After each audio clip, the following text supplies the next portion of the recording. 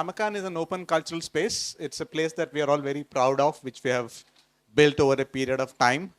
It has taken a lot of effort to keep it open.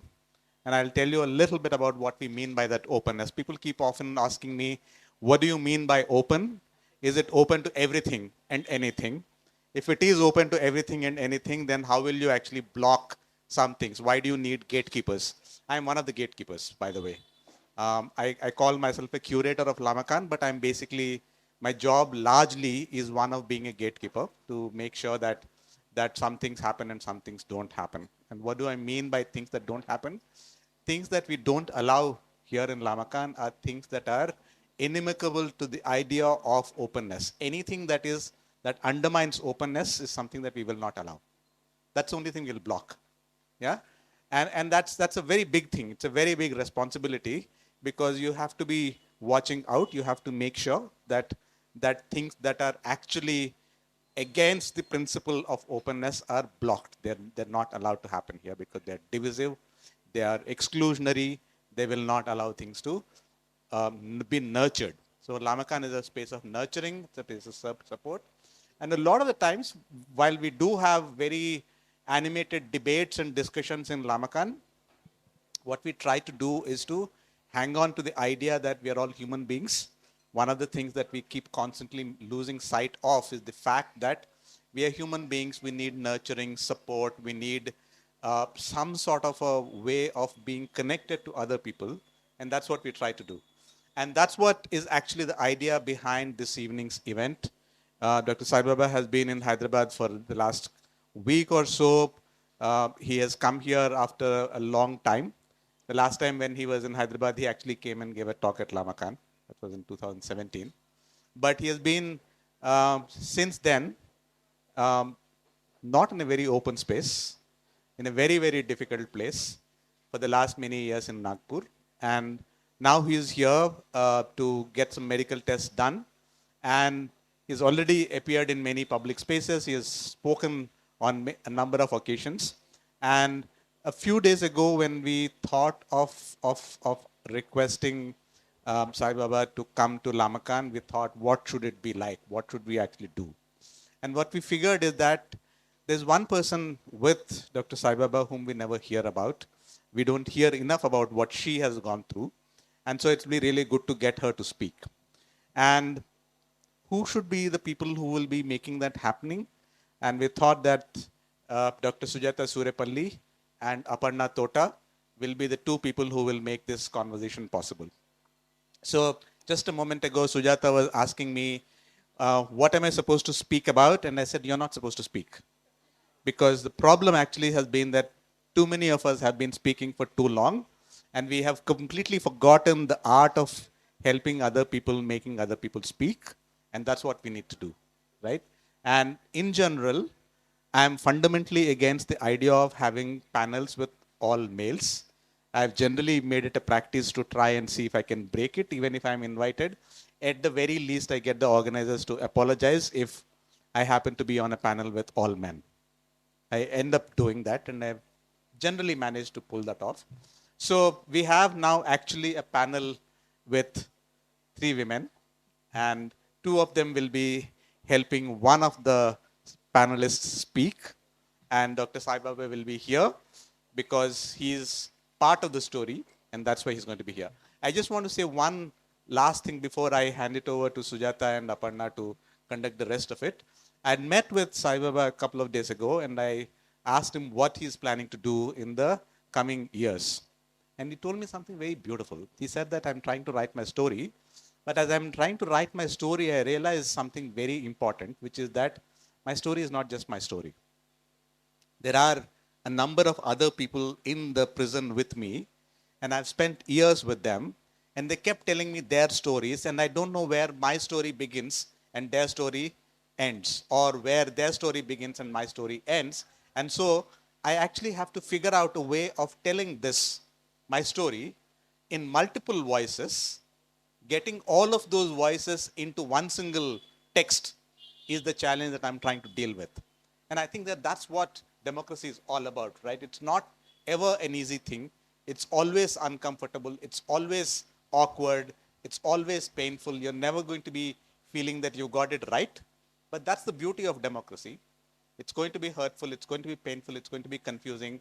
But what we do in democracy, in democratic spaces, is to try and see if we can somehow string the words together to make meaningful sentences provisionally for the next half an hour, for the next 2 hours. If we can pull that off, I think it will be a great achievement. And that's what Lamakaan has always nurtured, and therefore I think that that's what this conversation is going to do now. So I'm now going to request Sujatha Surepally, whom many of you know, and if you don't know, Sujatha Surepally is a professor of sociology in Shatavahana University, and she goes by many different names. Sometimes in some contexts in Hyderabad where I have kind of dragged her along with me, she said, my name is Guttalakka in this place, which is because she fought for a long time alongside people who are fighting against quarrying in Karimnagar. But Guttalakka is not the only thing that she has done. She has also done a lot of things around special economic zones. And now at this point of time, she's doing something very wonderful, which I'm honored and I'm proud to be partly involved in facilitating, which is to ask a very simple question. How do young people, how do children in slums learn to become men and women? And that's a question that we are asking because becoming men and women is a process which is so full of violence. You internalize violence, you externalize violence, you're beating up other people and you're getting beaten up, and you don't know what to do with this getting beaten up all the time, right? You're sometimes not even knowing that you're beating up other people. And that's what she's been trying to figure out in this place called Singareni Colony.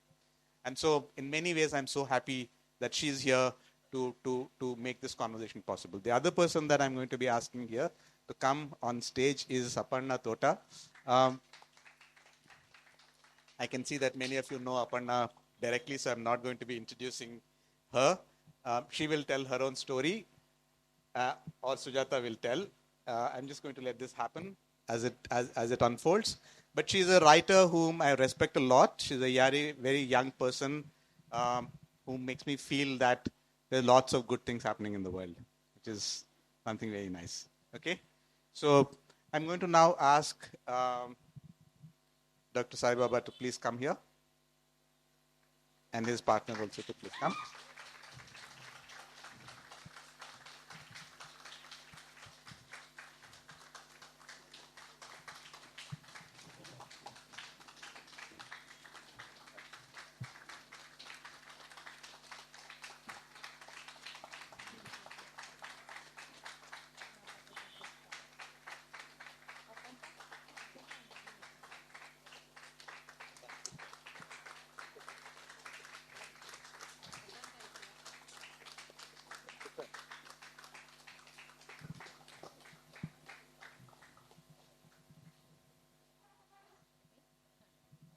Thank you very much.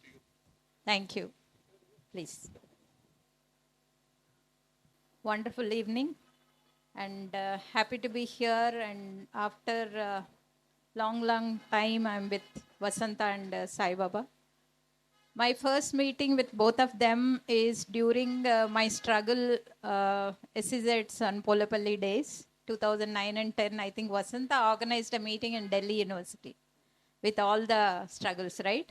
So Ratnamalaka took me along with her, and we stayed in Delhi University and visited Saibaba and had a lovely dinner. That is one.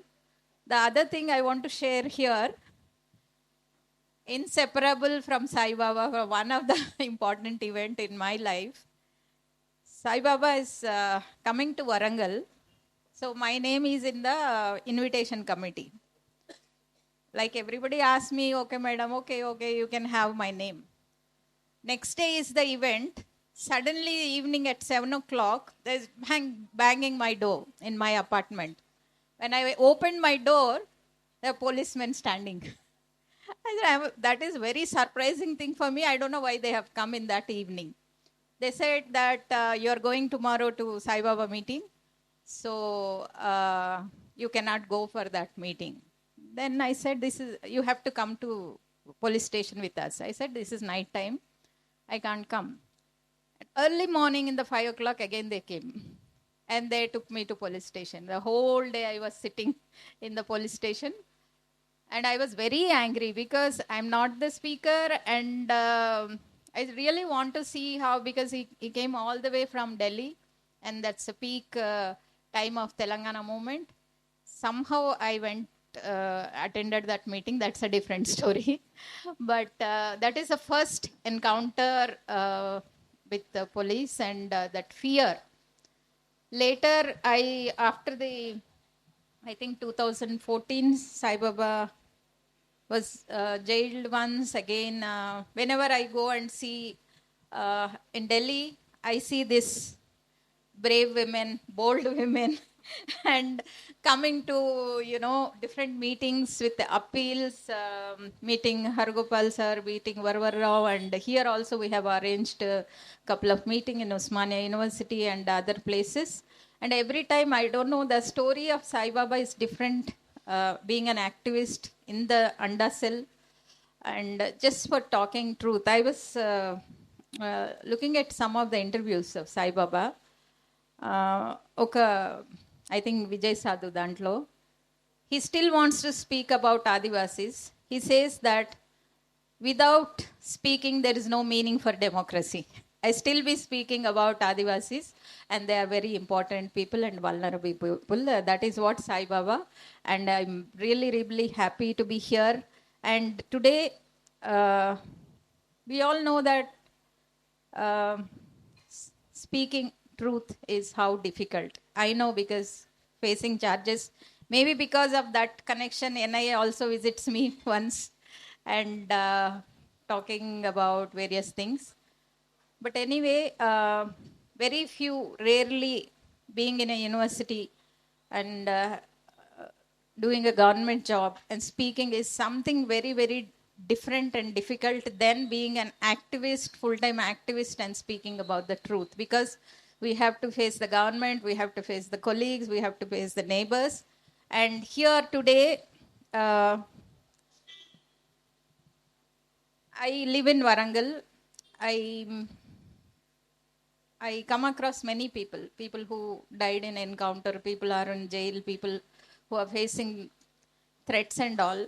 I keep meeting their families, and that is very, very painful moment, because people talk much about the people who are inside, but outside the families, they have a different painful moments, because they're all targeted, they are not invited, they are, they have to run the families, they have to protect their partners who are in jail. That is the difficult part. I think today, this evening, along with Saibaba and Vasanta, are really, really struggling very hard for 9 solid years. I think maybe being a partner of activist in the, even outside, it is very difficult.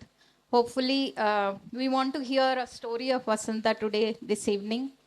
Also, even a message that how families will go through. Because if I am jailed, I don't have any partner like Vasanta to fight for me, probably. If I'm, nobody will talk about me because I don't belong to any organization. Because I respond to every event, I respond to every community that is targeted.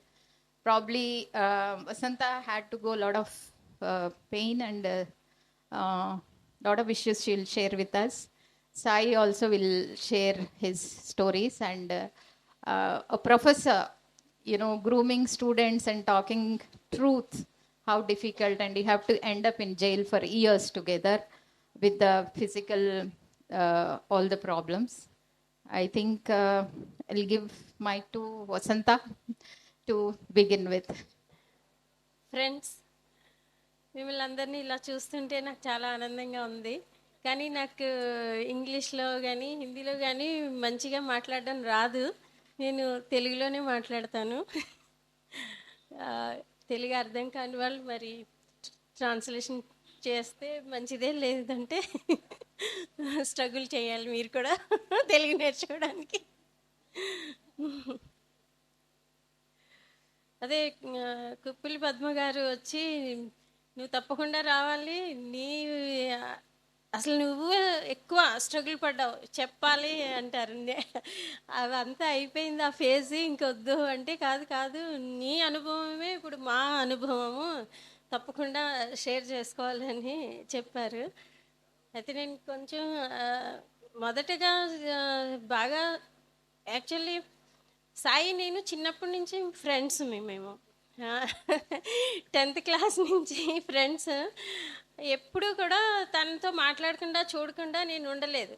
ఇదే first సారి ఆ period తను 2014లో arrest అయినప్పుడే అంత చూడకుండా మాట్లాడకుండా ఉండడం అన్నది, అది చాలా కష్టంగా ఉండే మెయిన్ థింగ్. అయితే అసలు నేరం ఏమీ లేకుండా అరెస్ట్ చేయడం పట్ల ఇంకా కోపం ఎక్కువ ఉండే, అందుకని ఎలాగైనా సరే వీడిని విడిపించాలి అనే పట్టుదలతోటే పోరాటం చేసాం. అయితే దానికి committee for the defence and release of Saibaba, ఇంకా ఇతర సంఘాలు అందరూ చాలా మద్దతు ఉన్నది. వాళ్ళందరి సహకారాలు అండా నాకు ఉండబట్టే నేను ఇంత లాంగ్గా ఫైట్ చేసి స్ట్రగుల్ చేశాను. ఇందులో నా గొప్పతనం ఏమీ లేదు. ఎందుకంటే ఆయన్ని ప్రజల మనిషి, మానవ హక్కుల కోసం పోరాడుతున్నవాడు. ప్రజలందరూ కూడా మానవ హక్కుల్ని కాపాడే మన మనిషిని కాపాడుకోవాలని అందరూ భావించారు. ఆ భావనతోటే వాళ్ళందరూ నాకు సపోర్ట్ చేశారు. వాళ్ళ సపోర్టే నాకు బలాన్ని, మనోధైర్యాన్ని ఇచ్చింది. అయితే కొన్ని విషయాలు ఉన్నాయి, సఫర్ కాలేదా అనేమి లేదు, చాలా సఫర్ అయ్యాను. అందులో ఒకటి, ములాఖాత్కి సాయిని కలవాలని వెళ్ళినప్పుడు నేను ఢిల్లీ నుంచి ఎంతో దూరం ప్రయాణం చేసి అక్కడ ములాఖాత్ అంటే అది జైల్లో వాళ్ళు ఉన్నప్పుడు కలవడానికి వెళ్ళినప్పుడు, అది ఆ ప్రాసెస్ చాలా అతి కష్టమైనది. మేము 8 గంటలకి అక్కడ ఉదయం చేరుకోవాలి, నా పేరు ఇవ్వాలి. కానీ అందరిది ఇంటర్వ్యూ అయిపోయి, అంటే మిగతా ఖైదీలను కలవడానికి కూడా వస్తారు కదా, వాళ్ళందరిది అయిపోయిన తర్వాత లాస్ట్లో ఒక 1/2 అవర్ ఉందనంగా మాకు ఇచ్చేవారనమాట. అప్పుడు నుంచి అంటే 12:30 వరకు మేము అలాగా అక్కడ పడిగాపులు పడాలి, మా పేరు ఎప్పుడు వస్తుందా అని ఎదురు చూస్తూని. ఇంత వచ్చాక ఒక 15 నిమిషాలు మాట్లాడినిస్తారు, టైం అయిపోయిందని అంటారు. ఇంకా అసలు అది దారుణం ఏంటంటే, సాయి అటువైపు ఉంటాడు, ఇంత గ్యాప్ ఉంటుంది, ఈ మధ్యలో అంతా ఫైబర్ గ్లాస్. ఆ ఫైబర్ గ్లాస్ అంతా కూడా మసకగా పురాతన, అంటే ఓల్డ్ అయిపోతే అవి క్లారిటీ ఉండదు కదా, చూస్తే కనిపించదు. అక్కడ లైట్స్ కూడా రిఫ్లెక్ట్ అయ్యడం కూడా అసలు తన ఫేసే సరిగ్గా కనిపించేది కాదు, తనకి నా ఫేస్ కనిపించేది కాదు. ఇక అందులో ఈ మాట్లాడుకున్నాము అంటే మనసు విప్పి మాట్లాడుకునే అంత టైము లేదు. ఈ లీగల్ విషయాలే మాకు సరిపోయాయి. ఫ్యామిలీ ఎలా నడుస్తుంది ఏంటి, మంజీరా ఎట్లా చదువుతుంది, ఏం చేస్తుంది అని ఇవి అడగడం, ఈ కోర్టు విషయాలు అంతే. ఆ టైం అయిపోయేది అట్లాగా. ఎంత ఉత్సాహంగా తనని కలుస్తానని వెళ్తానో అంత భారం అయిపోయి మనసు తిరిగి వస్తాను అనమాట. అసలు ములాఖాత్కి వెళ్ళకుండానే ఉంటే బాగుండేను, ఇంకా బాధ అయిపోతుందని అనిపించేది. అయితే అక్కడ ములాఖాత్ దగ్గర కూడా చాలా ఇబ్బంది పెట్టేవారు. ఫస్ట్ అసలు తన ఇంటి పేరు నా పేరులో లేదని, నువ్వు భార్యవే కాదు ఇవ్వనన్నారు. అప్పుడు మళ్ళీ సూపరింటెండెంట్కి లెటర్ రాసి, మీ దగ్గర ఆధారు అన్ని వివరాలు ఉన్నాయి కదా, ఎందుకు ఇవ్వరు అని అక్కడ కూడా గొడవ. అలా ప్రతి చిన్న చిన్న విషయాలకి కూడా గొడవ పడాల్సి వచ్చేది అక్కడ. అలా చేస్తేనే ఆ తర్వాత ఇంప్లిమెంట్ చేసేవారు. అక్కడ కూడా ఒకసారి ఇలాగే మాట్లాడడానికి వెళ్తే కట్ చేసేసారు. ఏంటంటే, మీరు ఇంగ్లీష్ అయినా హిందీ అయినా మాట్లాడు, తెలుగు మాట్లాడితే కుదరదు అన్నారు. అంటే నేను అన్నాను, నాకు ఇంగ్లీషు తెలుగు హిందీ మాట్లాడడం రాదు, నేను తెలుగే మాట్లాడతాను, నువ్వు ఇస్తావా ఇవ్వు, లేదంటే ఇప్పుడే కోర్టులో కంప్లైంట్ ఇస్తాను నేను ములాఖాత్ ఇవ్వట్లేదని. అని అట్లా చాలాసేపు ఒక అరగంట దాకా గంట చేసేసారనమాట. అఫీషియల్స్కి వెళ్ళిపోయి వచ్చి మళ్ళీ కాదు ఈ రూలు అంటే అప్పటికప్పుడు సూపరింటెండెంట్ ఎవరో కొత్త వాళ్ళు మారుతారా, వాటి కొత్త రూల్స్ తనకి తను తీసుకొస్తారు. అవన్నీ రూల్స్ ఏమీ లేవు.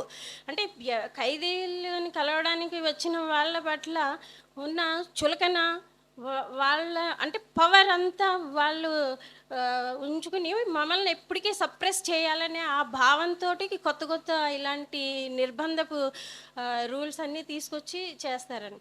అట్లా ఒకరోజు గంట ఫైట్ చేసి ఏమైనా సరే నేను మాట్లాడినాను. అన్నాను నాకు హిందీ మాట్లాడడం వచ్చు కానీ నాకు రాదనే చెప్పాను. నేను తెలుగే మాట్లాడతాను, నా మాతృభాష.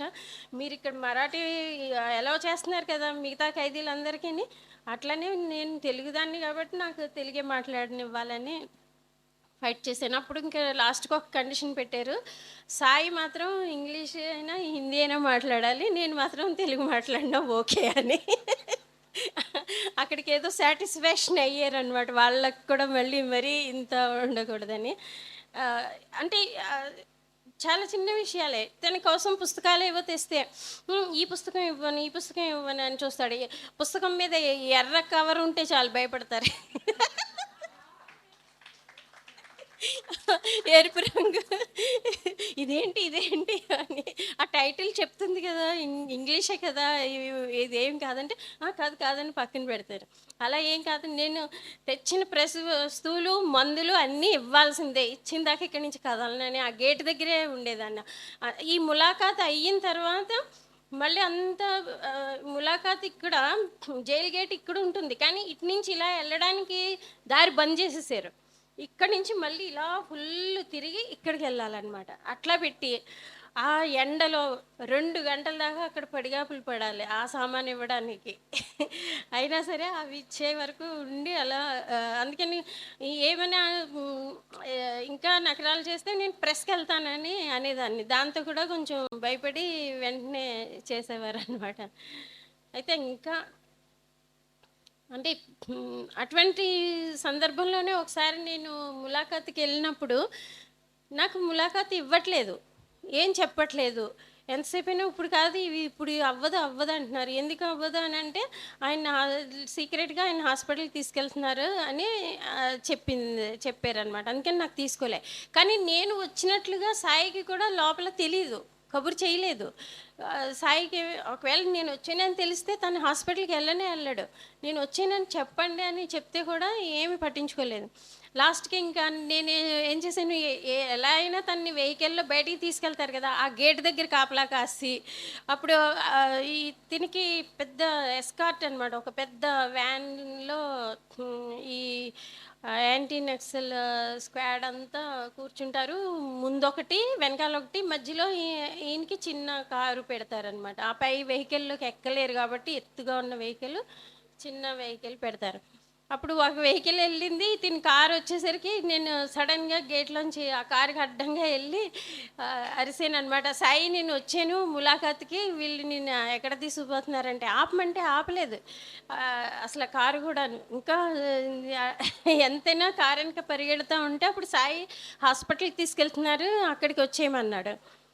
అట్లా నేను గవర్నమెంట్ హాస్పిటల్కి వెళ్తే ఈ లోపల తను ఎక్కడ తీసుకెళ్ళిపోయారు అంటే నేను మళ్ళీ సెపరేట్ ఆటో చేసుకుని వెళ్ళేసరికి తిని తీసుకెళ్ళిపోయారు. ఏ ఫ్లోర్లో ఎక్కడ తీసుకెళ్ళారో చెప్పమంటే కూడా ఎవ్వరు చెప్పట్లేదు.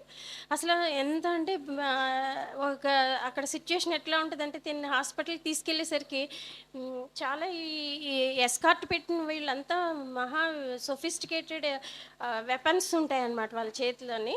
వీళ్ళంతా ఈ పారామిలిటరీ టీం వీళ్ళంతాను మొత్తం కారిడార్ ఏంటి హాస్పిటల్ అన్నీ ఎవరిని ఉండనివ్వకుండా ఆ పేషెంట్స్ని హడావుడి చేసి తోసేస్తారనమాట. ఎవరు అని అందరూ ఆశ్చర్యపోతారు. నక్కి ఇంకా అలా చేసినందుకైనా ఆ ప్రజలందరికీ కుతూహలం, ఎవరిని తీసుకొస్తున్నారని నక్కి చూస్తే వీల్ చైర్లో ఈయన తీసుకొస్తుంటే చూసి నోరు ఇలా పట్టుకుని ఏంటి ఈయన కోసం ఇంత హంగామా, ఈయన ఏం చేశాడు అని అనేవారు అనమాట. తర్వాత నువ్వు వాళ్ళ తాలూకా ఏంటి ఎందుకని అంటే ఇట్లా ఫాల్స్ కేసులో పెట్టారు అంటే నక్సల్ అని అంటే వాళ్ళకి బుర్ర లేదు, ఈయన నడవలేడు, నక్సల్ అయ్యాడా అని వాళ్ళు అనడం అనమాట. కనీసం ఆటో వాడి నుంచి కూడా, నేను ఆటోలో వెళ్ళిన ఆటో వాడు మళ్ళీ తిరిగి నేను వెళ్ళిపోతున్నప్పుడు కూడా అదే చూసి అట్లా ఆ సందర్భంలో నేను అంత దూరం నుంచి వచ్చానని హాస్పిటల్లో అయినా కలుద్దాము. అసలు నిజానికి ఎవరినైనా ఖైదీల్ని హాస్పిటల్కి తీసుకెళ్తే కుటుంబం కలవడానికి అనుమతి ఇస్తారు, అదేం పెద్ద ఇష్యూ కాదు. కోర్టులో కానీ హాస్పిటల్లో కానీ కలుస్తారు, అప్పుడే ఎక్కువ కొంచెం టైం దొరుకుతుందని. కానీ ఇక్కడ నా మీద ఎంత నిర్బంధం పెట్టారంటే ఈవెన్ నేను కళ్ళతో కూడా సాయం చూడలేకపోయినాను. సాయం తీసుకెళ్ళి ఒక డిపార్ట్మెంట్లో లోపల రూమ్లో కూర్చోబెట్టేశారు. నేను ఎక్కడున్నాడో నాకు తెలియట్లేదు, నన్నేమో వెళ్ళనివ్వట్లేదు ఎక్కడికి పోలీసులు. అప్పుడు నేను ఇంకా బాత్రూమ్కి వెళ్ళాలని ఆ పోలీసుని తోసుకుని మొత్తమే సాయిని ఏ కారిడార్లోకి అయితే తీసుకెళ్ళారో అక్కడ ఒక బాత్రూమ్ ఉంటే అది యూజ్ చేసుకోవాలని చెప్పి ఈ పోలీసులు నెట్టుకుని వెళ్ళి గట్టిగా అరిసాను అనమాట, సాయి నేను వచ్చాను ఇక్కడికి హాస్పిటల్కి అని. అప్పుడు సాయి కూడా ఒక రూమ్లోంచి వచ్చేవా నేను ఇక్కడ ఉన్నాను అన్నాడు. అంతే, అలా అయ్యింది. బయట ఎంత సాయంత్రం వరకు వెయిట్ చేశాను, ఎందుకంటే ఆ డిపార్ట్మెంట్ నుంచి తీసుకొని వస్తున్నప్పుడు సాయిని కలుద్దాము, ఏంటి మరి ఏమైంది ఇంత సడన్గా హాస్పిటల్కి ఎందుకు తీసుకొచ్చారని ఒక ఆందోళన. కానీ ఏ సమాచారం చెప్పట్లేదు. ఈవెన్ ఆ టైంలో కూడా నన్ను కలవనేలేదు. మహిళా పోలీసులు అందరూ నన్ను చుట్టుముట్టేసి పట్టేసుకున్నారు. సాయి దగ్గరికి వెళ్తుంటుంటే లాగేసి చేతులు అట్లా చేసేది. ఈయన్ని తొందరగా లిఫ్ట్లోకి తీసుకుని వెంటనే తీసుకుని వెళ్ళిపోయారు అనమాట. అంటే ఒక్కసారిగా మనసు అట్లా అయిపోయిందనమాట, విలువలాడిపోయింది. ఏంటి కనీసం ఇంత దూరం నుంచి వస్తే నేను ఏమైంది, ఒక సహచరి తన్ని చూడాలనుకుంటుంది, కలవాలని ఒక మాట మాట్లాడినంతలోనే అక్కడ ఏమి అయిపోతుంది. ఒక్క నిమిషం 2 నిమిషాలు మాట్లాడించమని బతిమాలేను, అయినా కూడా మాట్లాడించలే. అంటే అంత నిర్బంధం. వాళ్ళ ఉద్దేశం ఏంటంటే ఇలా చేసి ఈమెని డిమోరల్ చేయాలి, మానసికంగా ఈమె కృంగిపోతే సాయి విడుదల కోసం ఫైట్ చేయదని. అలా అడుగడుక్కి అనేక సందర్భాల్లో ఇట్లాగనే ఈ కఠిన పద్ధతులు అవలంబించారు. కానీ So this is the English translation of what Vasanta spoke so far. Vasanta and Sai belong to the same village, and their childhood friends in childhood, and it's never been like, you know, a day for her that she never saw him around, and all of a sudden he was taken away. So whenever she used to go for mulakat, it was quite a traumatic experience for her, because even when she had to go, it was a very long process. And even when she got to see him, between him and her there used to be 2 feet of a distance of 2 different fiber glasses in between, which were pretty old and stained. So because of which she could not even see him properly. And when she started talking to him, after a while again they had a problem that you're talking to him in Telugu, so you're not allowed to talk in Telugu. So there were restrictions and she had to fight a lot. She said, when you people are talking to each other in Marathi, why can't I speak to my husband in Telugu, in my own mother tongue? So finally, they have come down, and then the deal was like, that Sai is going to speak in English or in Hindi, and then Vasanta would speak in her own mother tongue, that is Telugu. Then even while giving books, there was a big scene, and then books usually which had a red color cover, they were quite scared of them, So, yeah. So even once it so happened that when she came for mulakat, Sai was not even informed about this. So if he was informed, he would not have gone to the hospital, but they were taking him to the hospital. And she struggled so hard to find him, and finally she got to know that he was taken to the hospital. He's going to be taken to the hospital, and she stood over there at the gate and when he was leaving the gate, that is, there is a vehicle right before him, like there is an escort right before him, and then a vehicle behind him. And he was taken in a small vehicle only because he cannot climb on the big vehicle. So she immediately barged in, and then she stopped the vehicle, and then she said, she shouted and she said, "Sai, I'm here." Then while the vehicle was moving, she ran behind the vehicle, and Sahi has managed to say that, "I'm going to the hospital, come over there, I'll meet you there." And then she had to run towards the auto, and then, take the auto and reach the hospital. By the time she reached the hospital, he was taken to some floor. She doesn't even know which floor, and she had to explore and reach that place. By then, the whole corridor in the hospital, even the patients were also terrorized, saying that, there is one Naxalite coming over here, and so many police, lining up. So finally, people were curious, and when they see Sai coming in the wheelchair, and everybody understood how stupid it was. You know, and even to make a contact with him in the hospital, in the government hospital, it was very difficult. Finally, she could find a way. When he went to the washroom, she also said that she needs to use another washroom, and through the washroom, she shouted and she said that, "Sai, I'm here." And then he also heard her voice, though he couldn't see her. He responded and he said, "Okay, okay." That's it, right? Yeah. Okay, fine. Now I have one question. ఇంత స్ట్రెస్లో కూడా ఆ బలం ఎలా ఉంది మీకు? అంటే మీరు చెప్పారు మీకు ఎంతో అండ ఉండింది, ఎన్నో ఆర్గనైజేషన్స్ మీకు సపోర్ట్ ఉన్నాయి, స్నేహితులు ఉన్నారు. కానీ స్వతహాగా కూడా మీరు చాలా బలమైన వ్యక్తిత్వం గలవారని అర్థమవుతుంది. చాలా పట్టుదల ఉన్న మనిషి అని అర్థమవుతుంది. ఎలా? So when I, basically she says that she's got a lot of support from people around, from the organizations, from friends and others. But I'm asking, as an individual, she has it within her, the strength, the courage, the resilience to deal with this kind of stress. So I'm asking from where she's gathered all this. 91లో మేము హైదరాబాద్కి వచ్చాము. అప్పుడే మా marriage అయింది. అప్పటి నుంచి నేను ఇక్కడ ఉన్న మహిళా సంఘంలో, అంటే కుటుంబ హింస, స్త్రీలకు రాజ్యహింసకు వ్యతిరేకంగా పనిచేస్తున్న మహిళా సంఘాల్లో నేను కూడా భాగమయ్యాను. అనేక ఉద్యమాల్లో, సారా పోరాటం దగ్గర నుంచి దళితుల మీద జరుగుతున్న దాడులకి అయితేనేమి, ఎక్కువ వరకట్న హత్యలు బాగా జరిగేవి అప్పుడు. దాని గురించి మేమే కొంతమంది ఇట్లా ఏం చేయలేకపోతున్నామా అని చాలా ఫీల్ అయ్యి ఒక సంస్థగా మహిళా చేతన అని చిన్నగా ప్రారంభించి ఆ మహిళల మీద జరుగుతున్న హింసకు వ్యతిరేకంగా పోరాడడానికి ఒక నాంది పలికాము.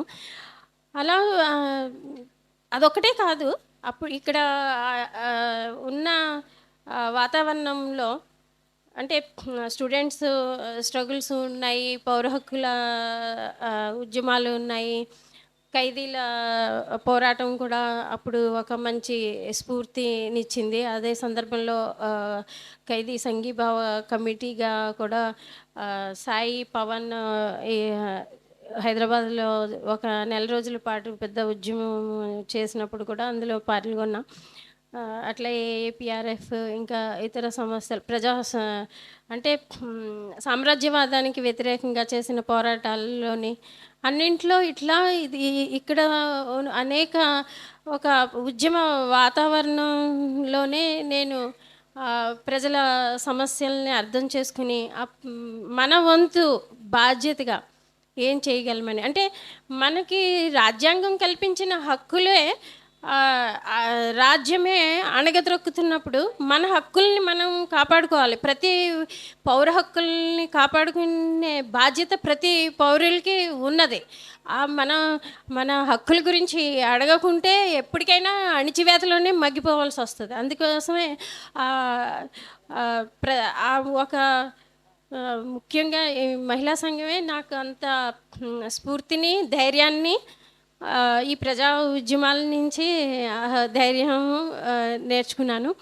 ఇంకొకటి ఎంత నేను సఫర్ అయినా నేను ఆలోచించేదాన్ని, ఈ దళితులు, ఆదివాసీలు, మైనారిటీలు, అట్టడుగు వర్గాల విమెన్ మీద ఈ జరుగుతున్న హింస, అది వాళ్ళు హింస అని కూడా తెలుసుకోలేనంత, ఆ హింసకు వ్యతిరేకంగా ఎక్కడ ఎలాగ పోరాడాలన్నది కూడా తెలియకుండా అయిపోయి మగ్గిపోతున్న అనేక సంఘటనలను చూసి, అంత కష్టాన్ని కూడా ఓర్చుకుని వాళ్ళు అట్లా జీవిస్తున్నప్పుడు వాళ్ళ కష్టంతో పోల్చుకునేదాన్ని నేను.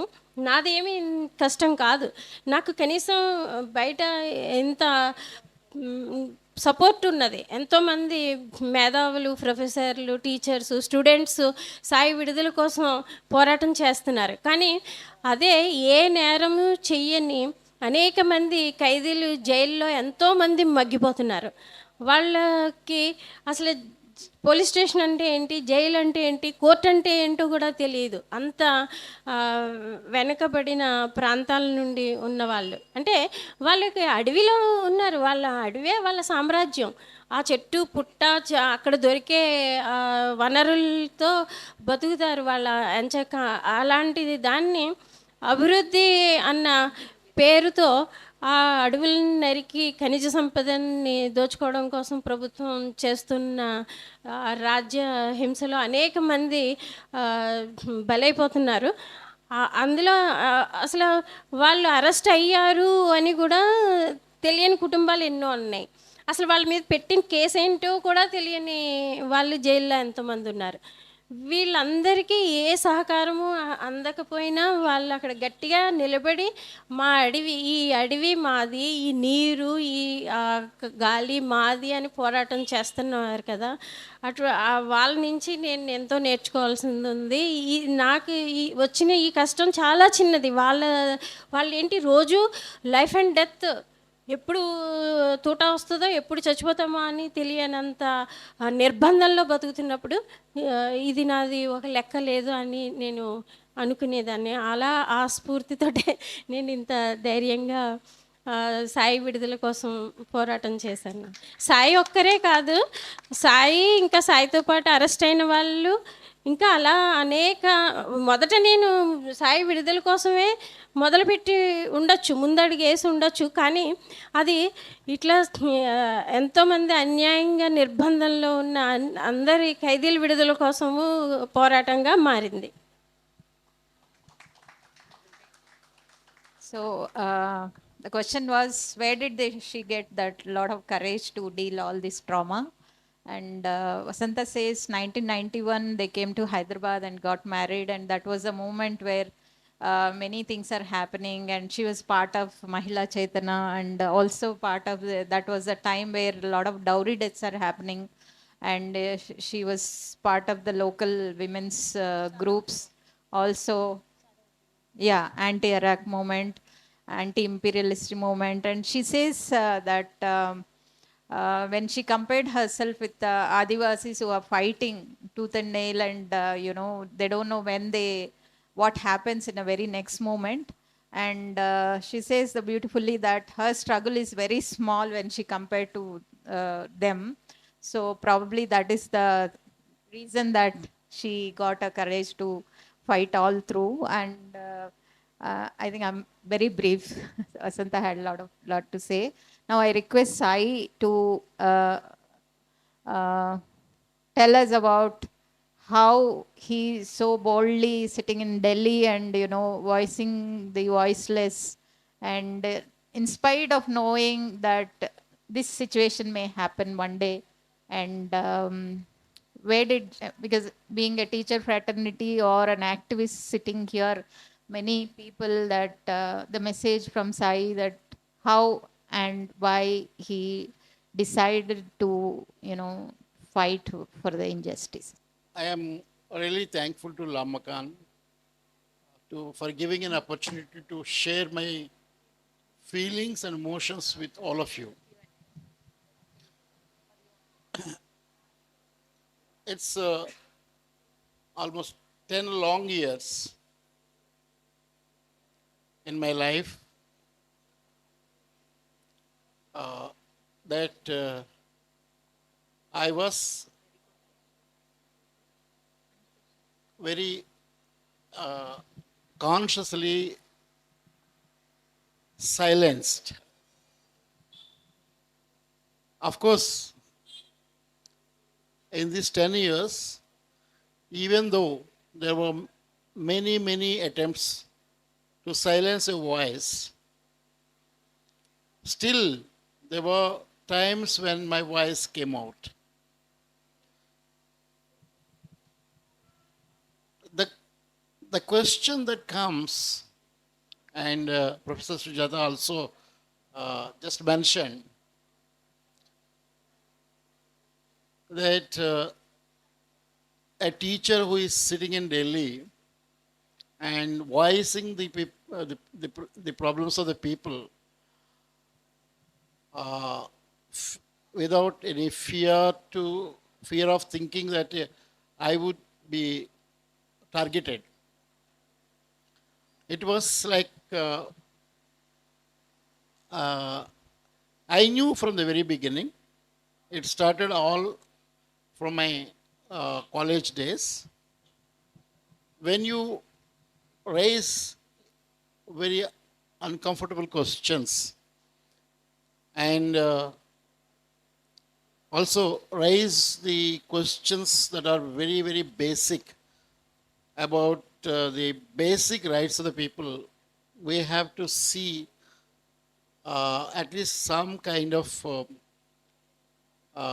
the wrath of the people who are in power. But for 35 years of my work for the rights of the people, I was not arrested.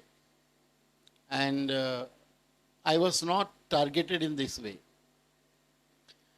So, except minor cases like a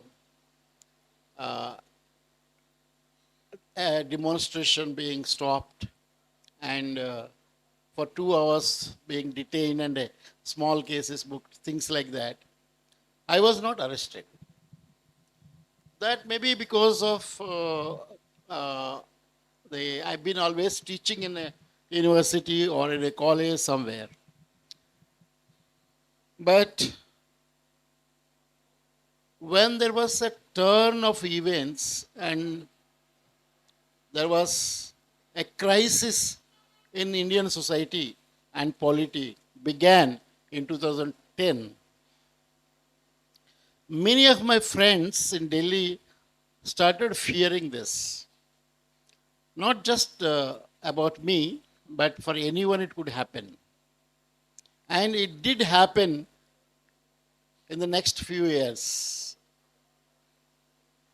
I mean, a writer like Arundhati Roy used to say, things are changing very fast in India. And this was, like 2010. And it's not going to be easy to raise important questions in India. And that started in 2013. In 2014, I was arrested. And since 2014, what has been happening, you all know. I don't want to talk about this much. To just answer this question,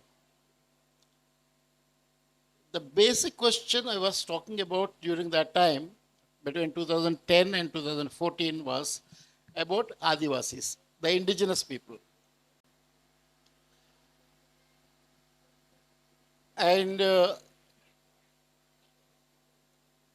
I was part of a larger group of people who have long experience, including retired judges of Supreme Court and High Court, professors like Ranadhir Singh,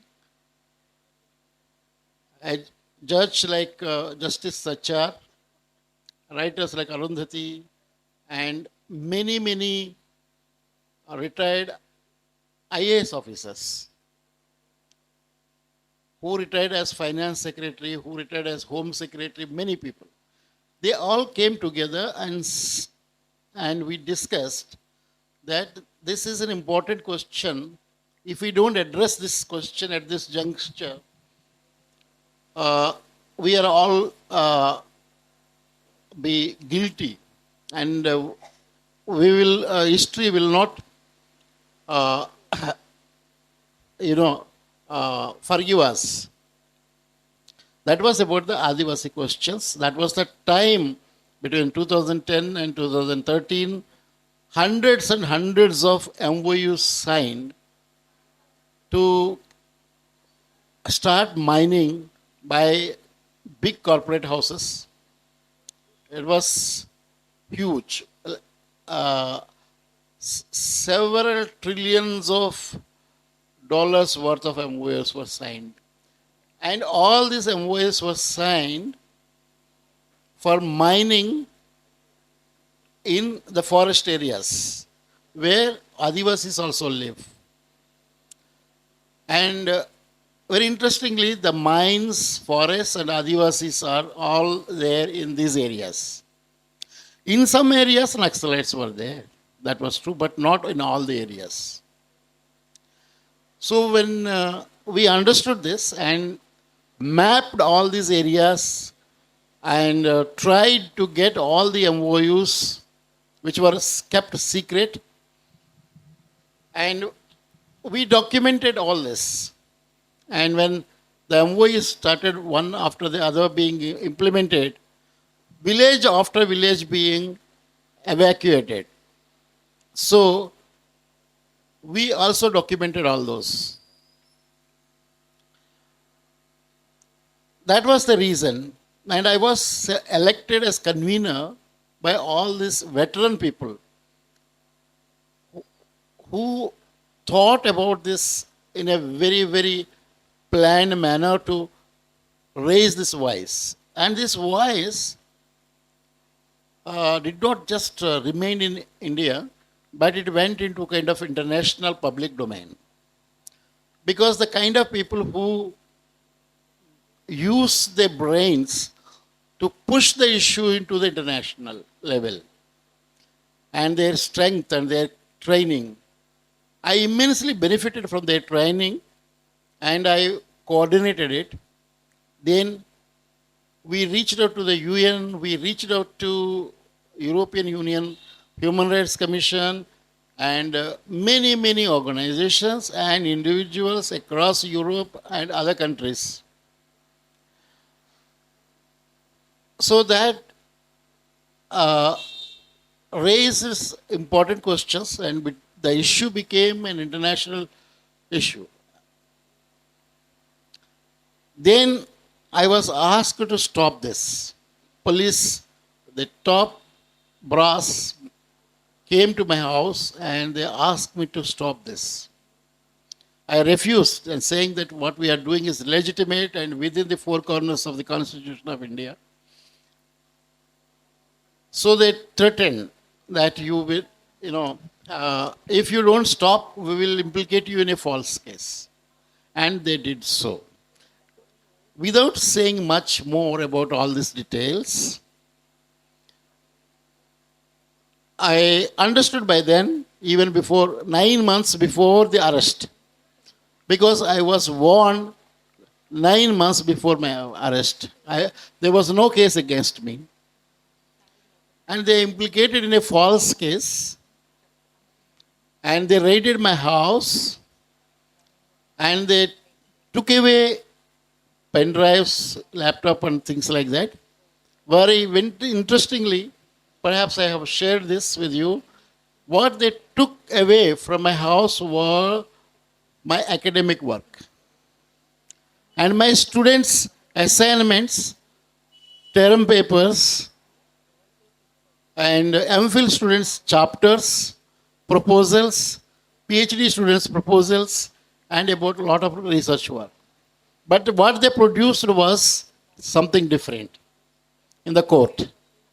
They produced all the material that is available about Naxalites, CPI Maoist, the documents available online in a website called bandthought.net.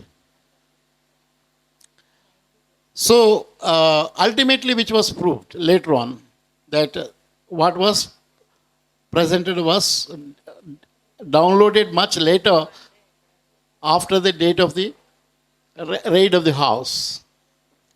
So, I mean, this is the story before my arrest. After the arrest, they chose a place of the crime, that is in Gadchiroli district, Aheri, which is populated by the indigenous people, and it's an interior forest area. And then they have also selected a prison which is notorious for its functioning since the colonial days. That was a prison which was made by the British. So it was carefully selected, all this. They warned me earlier that if I don't listen to them, they can give the trouble as much as possible. And they did so in the same way. There is a cell called Anda cell in Nagpur Central Prison. And there were not many struggles of the prisoners, which is a very, very difficult prison. Because of that, no reforms were implemented in that prison, except in 70s during emergency. A.B. Bardhan was there and George Fernandez were there in the same place where Anda cell was raised later on. And so there were judgments. I know the history of this place because there were judgments of Bombay High Court in favor of these two veteran leaders at that time, and how they fought for books, how they fought for several facilities. I had to use the same judgments for books, notes, pens, and all that, which means that since emergency, the judgments were not used by the prisoners. I had to use the 70s judgments to get pens or the material, writing material, and books. I was put behind the bars in the Anda cell. This Anda cell is not one cell. It consists of 24 cells, where each cell imprisons one single person in isolation. Though there is judgment by V.R. Krishnayar, that judgment banned imprisoning a prisoner in isolation, isolated cells. But still that practice is going on. A person can be imprisoned in isolated cell only when the person behaves violently and there is a proven record of violence in the prison by the person, which is proved in a court of law. Then a person can be imprisoned in isolation. And when the court gives the order, this person cannot be controlled otherwise, other than by keeping him in isolation. So the rest is a kind of a story where it's, the traumatic experience starts. If one person is a criminal and did commit crime, there is a sense of to bear the brunt of the prison life. Somehow a person adjusts himself.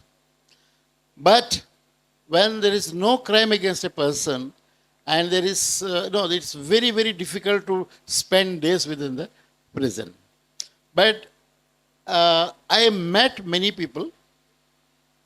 I mean, this is the idea that I had, and then I had anger in me in the beginning, in the beginning days, that I have never committed a crime, and still they brought me to this under cell. But slowly I understood that most of the prisoners were innocent. They did not commit any crime or committed a petty crime, which is like out of hunger. One person had stolen a bunch of bread. I mean, and another person who was there by that time, when I went there, he broke one nameplate, just a nameplate. I wrote about that person in a poem also. Just a nameplate on the house of a rich person, he broke it. And he was there by then 7 years without bail or trial. You can imagine, who are these people? Either Adivasis, Dalits, backward classes, minority. They are overrepresented in the prison. So my anger within me, which I never expressed earlier or after, died down because I saw that majority of the people in the prison were not criminals. But there were criminals also in the prison. The people who committed heinous crimes and notorious gangsters.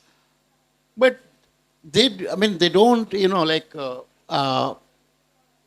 like that is prison, in the sense that they have all the facilities, all the kind of arrangements.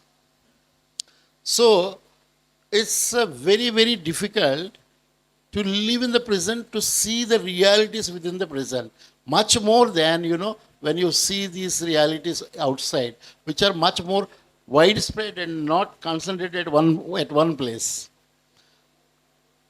So that's how I started that I should do something else.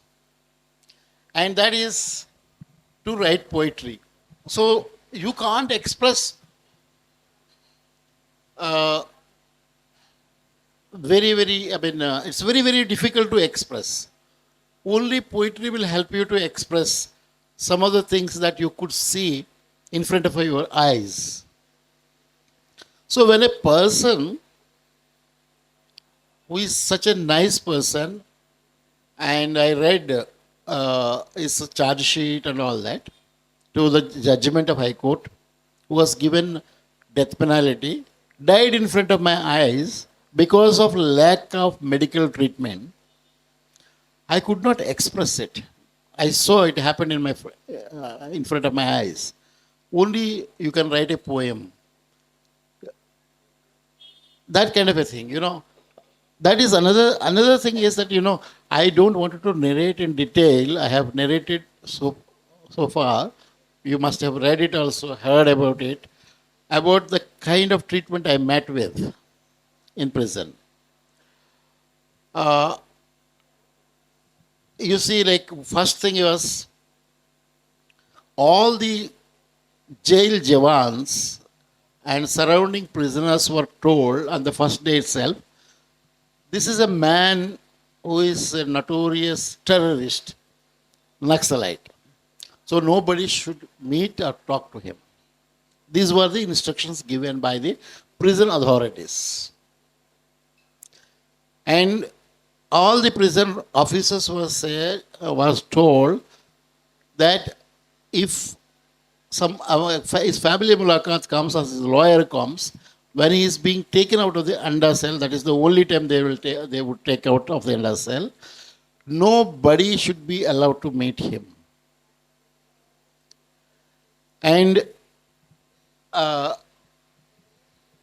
all the people who carry food and things like that into the undercell were also told that they should not come anywhere near the wing of the undercell where I was lodged. But within 2-3 days, every restriction imposed was broken by the very people who were told about this. And but the terror that creates in your mind, when you hear that these instructions were given to every human being around you, is something which it's kind of an explosion in your mind. Why such instructions? And such kind of a picture that is being painted about you. And when I was taken from the prison to produce me in the court, 2,000 armed police would accompany. And the entire atmosphere is, terrorized.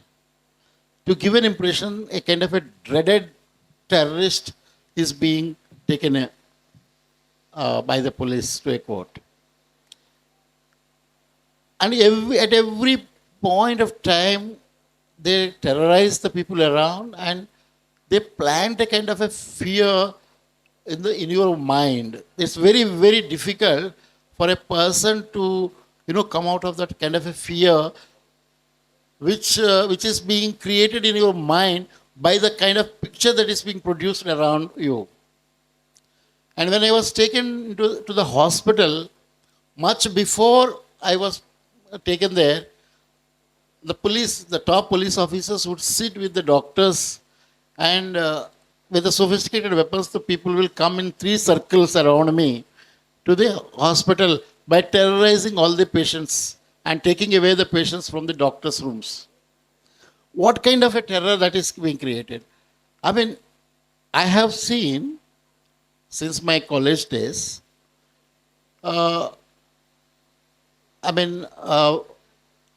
Naxalite leaders, those who were arrested in terrorist cases and all that, being arrested, produced in the court, taken. I have seen in the television, I have seen in Hyderabad, but such a kind of a terror was never seen by me, at least. Why they were creating such a terror? It was a wonder for me for a long time. And you see, like this taking me out of the undercell and out of the prison to the hospital was very rare. Whenever there is a pressure from international organizations like UN or European Union Commission on Human Rights or some other organization, or from NHRC, when the NHRC asks for a report, they would just take me to the hospital, without any treatment, they will bring me back and they will send a report to them. And all the 10 years, excluding 1 year and 2 months when I was on bail, this stage-managed medical treatment was the only feature, and I was never being treated, really. And in the place of medical treatment, what they did was, they gave me sleeping pills, they gave me diclofenac for pain killing, and they gave me tramadol injections to put me into silence, forcefully also sometimes, because of the pain and things like that, which caused during the arrest, they broke my nervous system from the left hand, which affected my spine, and also the rib bones and heart, lungs, and kidneys. So all the 10 years, if you ask for the medical records from the prison, you can see what kind of medicines they gave, which I reported to the High Court. And High Court asked, why are you giving the diclofenac tablets? and for such a long time. The reply was that that was the only available medicine in the prison. So, I mean, the kind of torture, I mean, without raising a hand or a lathi on me, was on one side. On the other side, the torture of the other prisoners, which became a torture on my body also. Because I saw in the initial period and later period also that every prisoner was tortured. And the jail manual prescribes torture as a means of disciplining the prisoners. And, if somebody asks for medical treatment or complains that, there are worms in the rice or curries, they will be tortured. And there are other many ways in which the torture would take place. This is another story. I will skip also. But slowly, a person has to, learn how to live in such, conditions. I too learned to, the only way you can survive in such circumstances is to, defeat those circumstances. And for that, I slowly started teaching the prisoners around me, particularly Adivasis and Dalits who never went to school. That was also objection from the prison officers, but prison officers would not be there with you 24 hours, only Jawans will be there.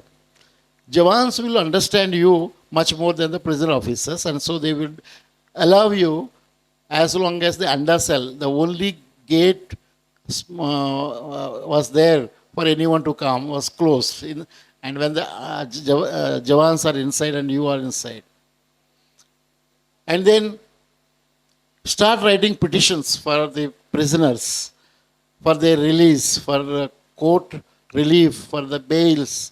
So hundreds and hundreds of them secretly brought to the undercell to write those. So you engage yourself to your own satisfaction at least, and also to help through that to other prisoners. It's one way you can survive. So it's such a long period of almost 9 years. One, it's impossible to survive with the sanity remaining in you. Particularly to live in undercell where you can only see the walls and the iron rods, nothing else. This is the story that where you can see. It's a long story, and I stop here. And there are, I think, in the part of the interactions, I can tell about more things about this thing, and also maybe I can answer questions. This story is known to many of you. I spoke already widely in the media, selected interviews, separate interviews, and also in the press.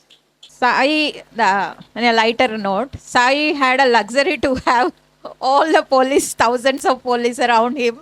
I remember one Telangana movement joke.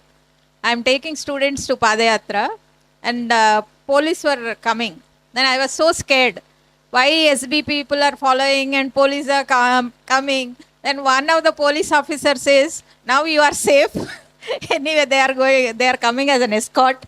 So one police officer hinted me during my Surepally days that when Sai was talking, I am reminded of that. See, you can write anything, you can talk anything, you can do any kind of thing, but don't reproduce things. If you are going to reproduce things with your writings, with your songs, or with anything, then you are under trouble.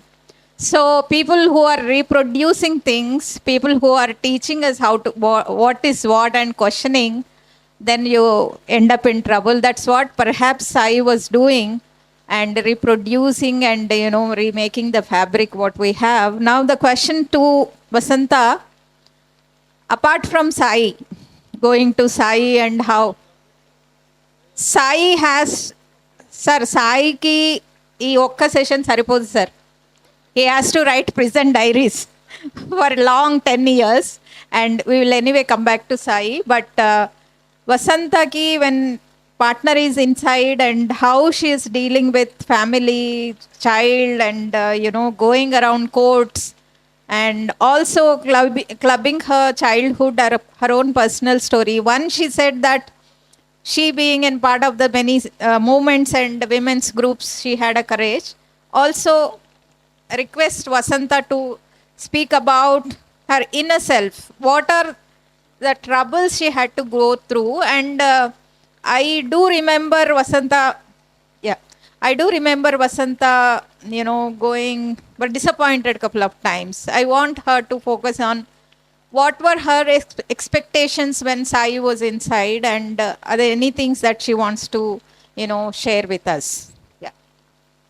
మొత్తంగా struggle, stress లేదు అని ఏమి చెప్పలేను, ఉంది. కానీ అయితే ఎప్పుడు మానసికంగా బాధపడి స్ట్రెస్లో కూరుకుపోతే అది నాకు చెడు చేస్తుంది, దానివల్ల ఉపయోగం ఏమీ లేదు.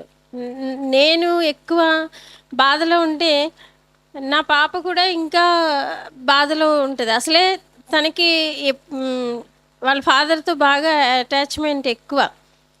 తను స్కూల్ డేస్లోనే ఇవన్నీ జరిగినాయి. ఇంటి మీద రైడ్ చేయడము, అరెస్ట్. ప్రతిసారి కూడా తన ఎగ్జామ్స్ అప్పుడే ఫస్ట్ రైడ్ జరిగింది, తర్వాత ఏమో ఇంట్రాగేషన్కి అని వచ్చారు, ఆ తర్వాత అరెస్టు. ఇట్లా ఏ వయసులో అయితే ఫాదర్ తనకి అండగా ఉండి ఒక ఫ్యూచర్కి మంచిగా దిశానిర్దేశం, తనకి తను బిల్డప్ చేసుకునే టైంలో సహకారం అవసరమో ఆ టైంలో సాయి తన దగ్గర లేడు. ఇప్పుడు నాకు కూడా అలవాటు లేదు అసలు సాయి లేకుండా అట్లా ఉండడం. అంటే చెప్పాను కదా మీకు అంత చిన్నప్పటి నుంచి అలవాటని. చాలా కష్టంగానే ఉండేది, కానీ అది నేను అట్లా ఎక్స్ప్రెస్ చేస్తే నా పిల్ల ఇంకా ఎంత బాధపడుతుందో అని నేను చాలా బోల్డ్గానే ఉండేదాన్ని. అదొక్కటే కాదు, ఇది కూడా అన్నమాట. మళ్ళీ అంటే నేను ఇప్పుడు ఇలా బాధపడి ఉంటే తన్ని ఎట్లా ముందు తన్ని తీసుకొచ్చే అంశాలు ఏంటి, ఆ పద్ధతులు ఏంటి, అవి చూసి చెయ్యాలి అని ఒకటి బాగా ఉండేది. ఆ డిసప్పాయింట్మెంట్ అంటే ఈ కోర్టులు, లాయర్స్, ఈ కోఆర్డినేషను, అది డిసప్పాయింట్మెంట్ ఉండేది. ఎందుకంటే మేము ఢిల్లీలో ఉన్నాము, కేసేమో నాగపూరు, లాయర్స్ అక్కడ వాళ్ళు, అక్కడ పరిస్థితులకు అనుకూలంగా వాళ్ళు చేస్తున్నారు, వాళ్ళ పద్ధతి వాళ్ళు కరెక్టే. కానీ ఇక్కడ మన ఎక్స్పెక్టేషన్స్ ఏంటంటే ఈయన అనారోగ్యంతో ఉన్నారు, హెల్త్ ఇష్యూస్ ఎక్కువైపోతున్నాయి, ట్రీట్మెంట్ ఇవ్వట్లేదు, ఎంత తొందరగా తీసుకొస్తే అంత మంచిది. ఎందుకంటే ఇంకా ఇంకా జైల్లో ఉండే కొలది ఆయనకి బ్రతకడానికి ఛాన్సెస్ తక్కువైపోతున్నాయి అన్న ఒక ఆందోళనలో ఏం చెయ్యట్లేదు, ఏం జరగట్లేదు అన్న వ్యూ కూడా ఒక టైంలో వచ్చింది. అట్లా ఎవరికైనా కూడా అనిపిస్తుంది. అలాగే సహజంగా నాకు అనిపించింది. ఎందుకంటే మనం ఇప్పుడు మనిషి బతకడానికి గుండె కొట్టుకోవడం ఎంత అవసరమో మనసుకు కూడా స్పందన అంత అవసరం. ఆ స్పందన ఉన్నందుకే ఈ ప్రజల బాధల్ని అర్థం చేసుకోగలిగాము. అందుకనే ఈ సమాజంలో ఎందుకు ఈ తారతమ్యాలు, ఒక సమాజము నిర్మించాలన్న ఆలోచన ఆ స్పందన వల్లనే ఉన్నది. ఆ ఆలోచన అదే ధైర్యంతో ముందుకెళ్ళాం. ఇంకా కొన్ని ఎక్స్పెక్ట్ చేస్తున్నారు సుజాత గారు, కాస్త కాఫీ తాగి చెప్తాను. Sai had to go to Undercell for just speaking about the Adivasis and vulnerable communities. I request Lamakaan to have a meeting with all the politicians who have been to jail recently. Kavita had come, and Jagan, Chandrababu Naidu, and all those people, what kind of cells they have been to, and will give us a different picture. అంటే నిజం మాట్లాడితే అండా సెల్కి వెళ్ళాలి, లక్షల కోట్లు liquor mafia అయితే మరి what kind of a treatment they have. And yeah, I'm just feeling the gap.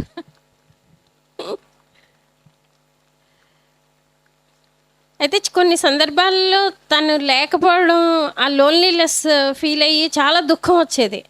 కానీ అది నేను ఒంటరిగానే దుఃఖం పడేదాన్ని అనమాట. ఎందుకంటే నేను నా బాధని ఎక్స్ప్రెస్ చేస్తున్నప్పుడు కూడా ఒకవేళ పబ్లిక్లో కూడా నేను ఏడవకూడదని నిర్ణయించుకున్నాను. ఎందుకంటే శత్రువు అదే చూశాడు. నేను ఎప్పుడు ఏడవాలి, కుమిలిపోవాలి, సాయి రిలీజ్ కోసం ఏమీ చేయకూడదు, మానసికంగా దెబ్బ కొట్టాలని ఎంత చూస్తున్నాడు. అందుకోసమైనా సరే నేను ఎప్పుడు మంచి బట్టలు వేసుకుని నవ్వుతూ మీటింగ్స్కి వెళ్ళేదాన్ని, మాట్లాడేదాన్ని. చాలామంది నా ఫ్రెండ్స్ కూడా, అక్కడున్న ఇంకా మహిళా సంఘ సభ్యులు అందరూ కూడా, అసలు వసంత నీకు నవ్వెలా వస్తుంది, ఎంత తేలిగ్గా అలా తీసుకుంటున్నావు ఇంత కష్టాన్ని అని అనేవారు. అట్లా మేము ఒకటే అనుకున్నా అనమాట, వాడు ఏం కోరుకుంటున్నాడు, నా కళ్ళు దుఃఖంతో నేను మనసు కుమిలిపోవాలనుకుంటున్నాడు, అది మాత్రం సాధ్యం కానియకూడదని నిర్ణయించుకున్నాను.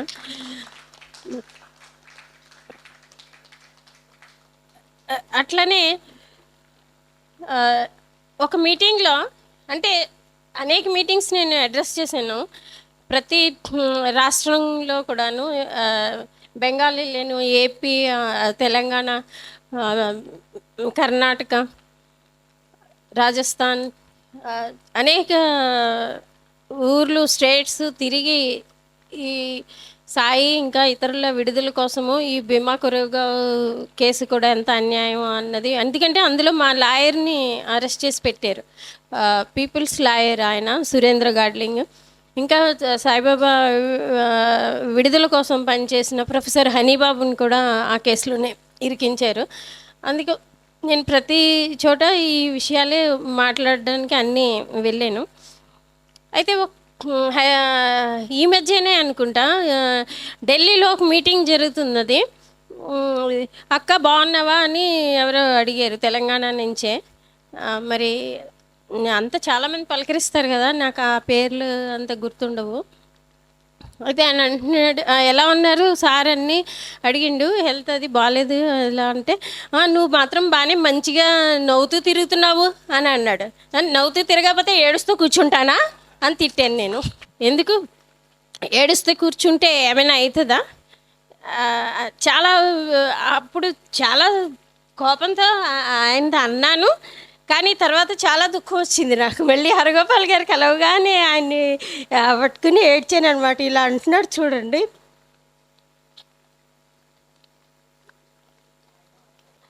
అప్పుడు హరగోపాల్ గారు అన్నారు, అవన్నీ పట్టించుకోకూడదమ్మా, కొంతమంది బుద్ధి అక్కడే ఉండిపోతుంది, వాళ్ళు అలా మాట్లాడతారు, అలా నువ్వు బాధపడకూడదు, అసలు నువ్వు ఇంతకాలం ఎంత ధైర్యంగా పోరాటం చేసావు, అలాంటి వాళ్ళ మాటలు అస్సలు పట్టించుకోకూడదు అని అన్నారు. ఇక్కడ you don't need to you can be open and it happens. ఇక్కడ ఉన్నదందరూ ఎవరు నా మంచి కోరేవాళ్ళు, నా మిత్రులు, నా సహచరులు అందరూ. అందుకనే నేను మీ ముందు కన్నీళ్ళు పెడుతున్నాను, కానీ ఎప్పుడు రాజ్యం కోరుకున్నట్టుగా వాళ్ళ ముందు కన్నీరు పెట్టలేదు. ఎక్సలెంట్. అంటే the whole purpose of this meeting is to what goes through being out side partner of a person who is inside. అది చాలామంది మనము ప్రిజన్లో ఉన్న బాధలు తెలుసుకుంటాం, కానీ బయట ఎంత కష్టపడాల్సి వస్తుంది. అందులో we have a gender bias, we are a patriarchal society, and she is not working ఫైనాన్షియల్గా కానీ she has to manage the child. I know couple of times we had meeting. అది చాలా కష్టం. And that ventilation, this whole purpose of the meeting is she has to come out of that. తర్వాత మనము మామూలుగా లోపట ఉన్న వాళ్ళ కోసం ఎంత ఎంపథెటిక్గా ఉంటామో, ఎంత సపోర్టింగ్గా ఉంటామో, బయట ఉన్న ఆడవాళ్ళ కోసం, ఫ్యామిలీస్ కూడా కోసం కూడా ఉండడం చాలా చాలా అవసరం. ఆ మాట్లాడే వేదికలు కూడా అవసరం. ఇప్పుడు తను చాలా హర్టింగ్ అయింది ఏంటంటే, what she's saying, one of somebody asked her, how you are at peace, you are laughing, that means you have to cry all the time for Sai. Okay, she had to go through a couple of disappointments because court is in Nagpur and jail is in Nagpur, advocates are in Nagpur, and she is in Delhi. And many times, she was repeating again and again, state wants her to withdraw. State wants her to not to fight for Sai. And for as Sai was saying, without lathi, how he has to go to physical torture, without anything explicitly saying, she has to go through all the trauma. And we are really proud of you, and he's a warrior in one way and you are the other warrior for all of us, and a great woman with the courage. And that is the whole purpose of this meeting. And Sai and you both are complementing each other, because రాజ్యం ముందు ఓడిపోకుండా under సెల్లో ఉన్నా కూడా, even after putting inside the under cell with all the difficulties, yes he will share with that. And outside also being మామూలుగా పాపం ఒంటరి పాపం, it always accompanies with poor lady, right? So she's not a poor lady, she's a brave lady and bold lady, and she fought and she finally won the case. Without Vasanta, and I can't imagine how the struggle of Sai coming out. Now we'll open for Q&A. Yeah, she says here all our friends are here, that's why I'm crying here first time. I'm coming up openly. All these days she was controlling, she was showing outside and wearing good clothes and keeping smile on her face, that she doesn't want to state to win the game by defeating her. And anything else you want to convey? Floor is yours, come. అంటే చాలా బాగా బాధపడిన సందర్భం ఏంటంటే, Covid టైంలో అసలు communication లేదు, సాయికి లెటర్స్ లేదు, ఫోన్ కాల్స్ లేవు, ఈవెన్ లాయర్స్ని కూడా కలవనివ్వట్లేదు. ఆ టైంలో సాయి హంగర్ స్ట్రైక్ చేస్తున్నానని ఎలాగో ఒక లాయర్ ద్వారా మెసేజ్ పంపితే ఇంకా చాలా ఆందోళన పడ్డాం. ఎందుకంటే కోవిడ్ ఎంత, అసలు తనకే మామూలుగా 19 హెల్త్ ఇష్యూస్ ఉన్నాయి. ఈ టైంలో హంగర్ స్ట్రైక్ చేస్తే ఇమ్యూనైజేషన్ పవర్ లో అయితే కోవిడ్ ఇంకా అటాక్ అయ్యే అవకాశం ఉంది. అలాంటి మెడిసిన్ కూడా ఏమి ఇవ్వని ఆ జైల్లో కోవిడ్ వల్ల ఏమవుతాడు అసలు. అంటే సడన్గా ఏదైనా ఆ సందర్భంలో లాయర్ నుంచి ఫోన్ వస్తే గుండె ఇలా దడదడలాడేది, ఏం కబురు వినాల్సి వస్తుందో అని అనేసి. ఎట్లాంటి సిచ్యుయేషన్ సాయి ఫేస్ చేస్తున్నాడో, అసలు ఏమైందో, ఉన్నాడా, బతికున్నాడా లేడా ఏంటి అని ఒక విపరీతమైన ఆందోళన అట్లా ఉండేదన్నమాట ఆ కోవిడ్ సమయంలోనే. ఆ టైంలోనే తిను మళ్ళీ హంగర్ స్ట్రైక్ కూడా చేశాడు. ఆ తర్వాత కోవిడ్ కూడా వచ్చింది.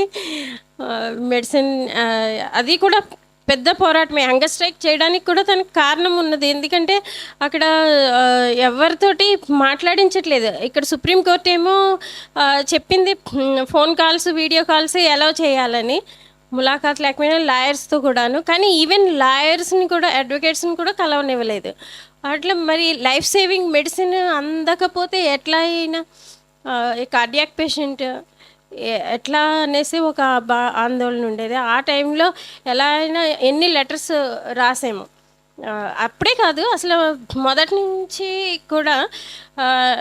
అంటే చట్టపరంగా ఎలాగా న్యాయం జరగాలి, ఎక్కడ అవుట్లెట్ ఉన్నా ప్రతి ద్వారాన్ని తట్టి చేశాను. ఏది వదలలేదు అసలు. ఎన్హెచ్ఆర్సీకి లెటర్స్ రాయడం నుంచి, ప్రెసిడెంట్కి సిగ్నేచర్ క్యాంపెయిన్ చేయడం నుంచి, హోమ్ మినిస్టర్కి లెటరు, మహారాష్ట్ర గవర్నర్కి, మహారాష్ట్ర హోమ్ మినిస్టర్కి, అంత అండాసెల్లు మహారాష్ట్రలో ఉన్న వాతావరణ కండిషన్స్ వల్ల ఈయన బతకలేడు కాబట్టి జైలు ట్రాన్స్ఫర్ చేయమని, ఈవెన్ చర్లపల్లి జైలు హైదరాబాద్కి ట్రాన్స్ఫర్ చేయమని కూడా అనేక లెటర్స్ సూపరింటెండెంట్కి, ఎక్కడ ఏ మెడిసిన్ అందియాలని అసలు అంత అలా రాయబట్టే ఆ లెటర్స్ అప్పుడు మెడిసిన్ వీళ్ళకి ఇచ్చారు. జైల్లో ఉన్న చాలామంది ఖైదీలకి కరోనా వస్తే ఎక్కడో అలా పడేసి వదిలేసారు అంతే. తిని కూడా ఒక దూరంగా అలానే పెట్టారు. అప్పుడు మేము మెడిసిన్ లాయర్ చేతి పంపించాం. మా లాయర్ ఆకాష్ సోర్డే చాలా గ్రేట్. ఆయనకి ఆ కోవిడ్ సమయంలో కూడా ఎప్పుడు వెళ్ళి ఆ గేట్ దగ్గర ఆ మెడిసిన్ వదిలి వచ్చేవాడు. ఆ తర్వాత ఫైట్ చేయడం, వెళ్ళి హంగర్ స్ట్రైక్ వల్ల కూడా లాయర్స్ని కలవనిచ్చేవారు. అప్పుడు కూడా వెళ్ళి ఆయన కలిసి ఆ విషయాలు మాకు తెలియజేశాడు. అంటే అంత ఒక పక్క ఈయన హంగర్ స్ట్రైక్ వద్దని మేమేమో లెటర్స్ సమాచారం ఇవ్వమంటే ఫోన్ అక్కడ ఒకటే ఉంటుంది. ఆ ఫోన్ ఎత్తితే నేను పిలుస్తాను వాళ్ళని చెప్పి అక్కడ పెట్టేసి వెళ్ళిపోతాడు. ఎన్ని గంటలున్నా రిప్లై రాదు. సూపరింటెండెంట్ మాట్లాడించమని మేము ఫ్యామిలీ కోరుకుంటున్నాము, ఈయన హంగర్ స్ట్రైక్ చేయకూడదని మాట చెప్పాలంటే కూడా వాళ్ళు అసలు ఫోన్ కూడా అలా చేసేవారు. ఎత్తేవారు కానీ పక్కన పెట్టేసేవారు. ఏ సమాచారం ఉండదు. ఎంతసేపు అయినా వెయిట్ చేసి అట్లా అయిపోయి ఆ టైంలోనే సాయి వాళ్ళ మదర్, మా అత్తమ్మ, నిజానికి నాకు చిన్నప్పటి నుంచి తెలుసు. ఆమె అత్త కోడల్లా మేము ఎప్పుడూ లేము, ఒక ఫ్రెండ్స్ లాగానే ఉన్నాము. అలాగే అన్నీ షేర్ చేసుకునే వాళ్ళం. మహిళా సంఘం విషయాలు మేము నిజ నిర్ధారణకి వెళ్ళిన రిపోర్ట్లు అన్నీ చెప్పేదాన్ని. మహిళా మార్గంలో నేను రాసేదాన్ని, అవి చదివేది ఫస్ట్. ఆ తర్వాత క్రమక్రమంగా మహిళా మార్గం అంతా చదవడం, తర్వాత మహిళా సంఘం మీటింగ్స్కి అన్నింటికి రావడం. అట్లా మా అత్తయ్య గారు కూడా వాళ్ళ జీవితాన్ని మా అత్తయ్య గారు మావయ్య గారు కూడా చాలా మలుచుకున్నారు. అంటే మేము చేసే పని మంచిది, ప్రజల సంక్షేమం కోసం కోరుతూ చేస్తున్నారు అని వాళ్ళు ఫీల్ అయ్యి అట్లా. కానీ ఆ సమయంలోనే తెలిసింది మా అత్తయ్య గారికి లేట్గా 2020 జనవరిలో లింఫాటిక్ క్యాన్సర్ అని కీమోథెరపీ అవి జరిపిస్తున్నాము. కానీ ఇంతలోనే మార్చి నుంచి కరోనా, ఈ లాక్డౌన్ ఇవన్నీ వల్ల ఆమె కరోనాతో కాదు కానీ ఆ క్యాన్సర్ వైద్యం కీమోథెరపీ అది అందివ్వడానికి కుదరలేదు. ఎందుకంటే ఇక్కడ అంతా కరోనా పేషెంట్లతోటే నిండిపోయింది. ఒక ఓల్డ్ ఏజ్ క్యాన్సర్ పేషెంట్ని తీసుకొస్తే ఇంకా డేంజర్ అని అనడంలో, అప్పుడు ఆ సందర్భంలో కూడా మేము కనీసంగా లాక్డౌన్ వల్ల మేము వచ్చి చూడలేకపోయాను. నాకెంతో అత్యంత ప్రియమైన మా అత్తమ్మని నేను చూడలేకపోయాను. ఆమె నిరంతరం తన కొడుకు గురించి ఏవి కండిషన్స్ అంటే ఉన్నా లేకపోయినా తనకి మాత్రం నిజంగానే అలా చెప్పాలి, కాలు కింద పెట్టనివ్వకుండా ఎంత రాజకుమారుడిలా చూసుకుందో అంతలా చూసుకుంది అన్నీ ఉన్నంతలోనే. నిజానికి అప్పుడు చాలా పేదరికంలోనే ఉన్నారు వాళ్ళు చదువుకుంటున్న టైంలో కూడా, కానీ ఆ ఉన్నంతలోనే తన్ని ఎంతో గొప్పగా చూసుకుంది. అసలు ఆ మనోవ్యధ కూడా ఆమెని కృంగదీసింది. ఎప్పుడైనా సరే పెద్దోడా అని పిలుస్తుంది. పెద్దోడు వచ్చాక అనే పెద్దోడు ఎప్పుడు వస్తాడమ్మా, ఎందుకు వదలట్లే, నేను ఢిల్లీలో నిరాహార దీక్ష చేస్తాను అని చెప్తుండేది. ఆ డి రాజా అది కలిస్తే మీరు ఏమైనా చెయ్యాలి, ఎందుకు ఏం చేస్తలేదు, నేను కూర్చుంటాను నిరాహార దీక్షకి, నా కొడుకు ఏం తప్పు చేశాడని అడుగుతాను నేను అని అనేవారు. అంత ఆ కష్ట సమయంలోనే ఆమెని కోల్పోవడం, నేను కలవలేకపోవడం చివరి క్షణాల్లో అది చాలా బాధాకరమైనది. ఆ తర్వాత మళ్ళీ 2021లో మా అమ్మగారు కూడా చనిపోయారు. సెకండ్ టైం కరోనా అప్పుడు కరోనాతోటే అప్పుడు కూడా లాక్డౌన్ ఉన్నది. మా అమ్మగారి దగ్గరికి కూడా చివరి క్షణాల్లో వెళ్ళలేకపోయినాము, చూడలేకపోయాం.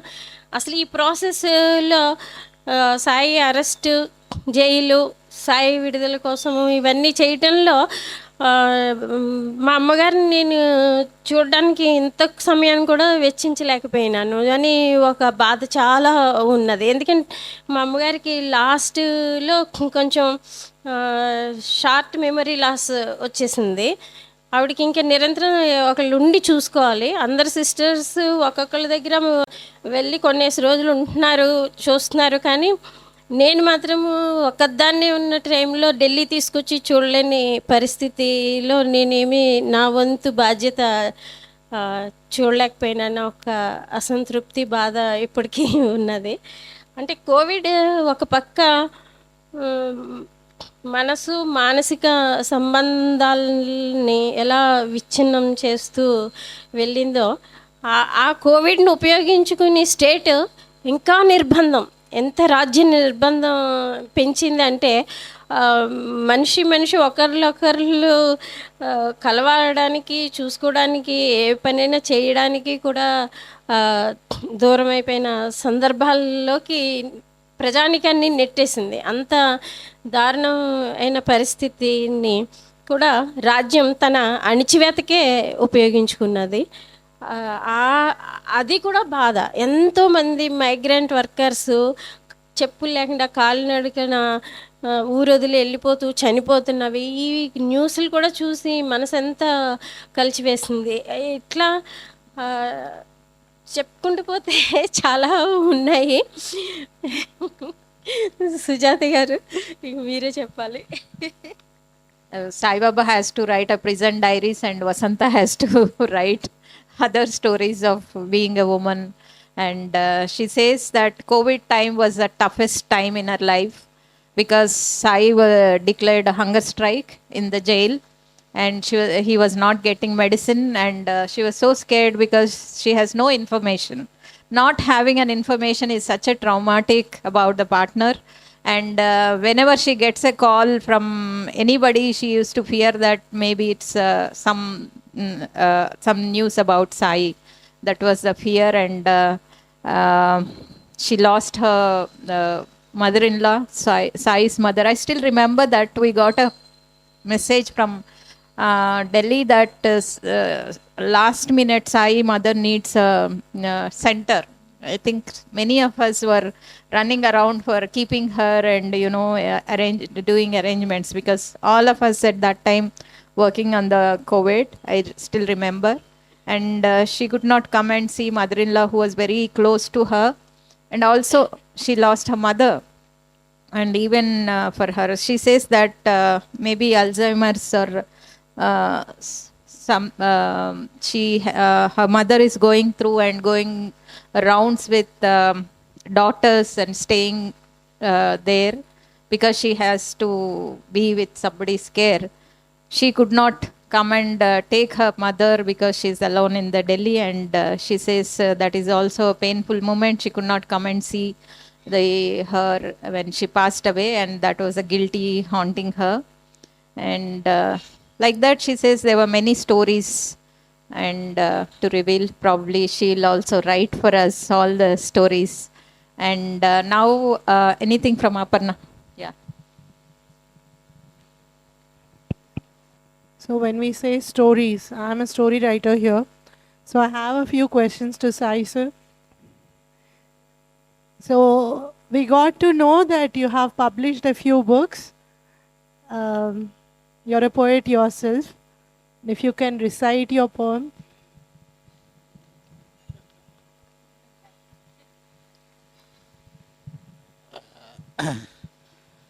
I am sorry, I cannot recite a poem now.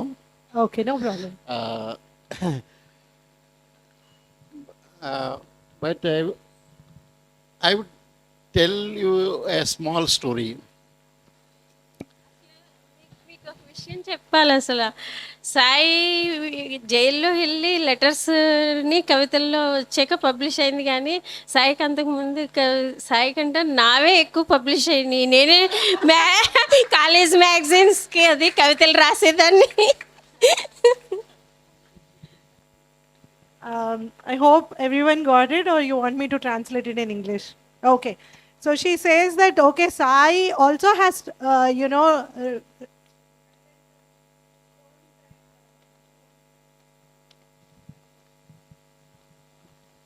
poems and stories, but even before him, right from her college days, she's written so many stories and a lot of them got published.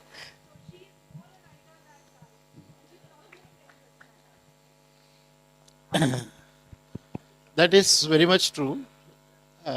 The volume of writing she wrote was much more than what I did.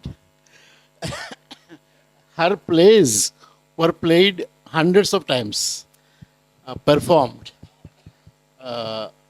But that, I mean, most important thing was that when she started writing, Hyderabad was, simmering with women's movements, and then raising the issues of women's in a major way. And I really surprised when she wrote some plays which were performed hundreds of times. Today, some people may be still playing that, but without knowing that it was written by her. Okay. I mean, instead of reciting a poem, I would just say the Corona period in jail. For everyone, it was very kind of dark times. I mean, dark times for 2 years. But we, in our lives, we have seen the dark time extended before to what was there, the Corona period, and after also. Within the prison, what to do? There is a lockdown outside, and there is a lockup inside. And the lockup is also locked down. And you can imagine how people could survive within that lockdown lockup.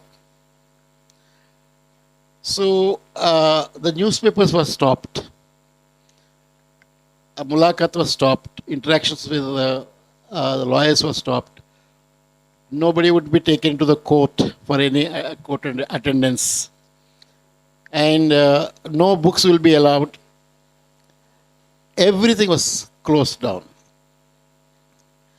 And when Supreme Court and High Courts declared that the phone call facility should be given, and the prisoners, certain categories of prisoners should be released temporarily, and certain categories of prisoners should be released permanently, nothing was known inside this thing.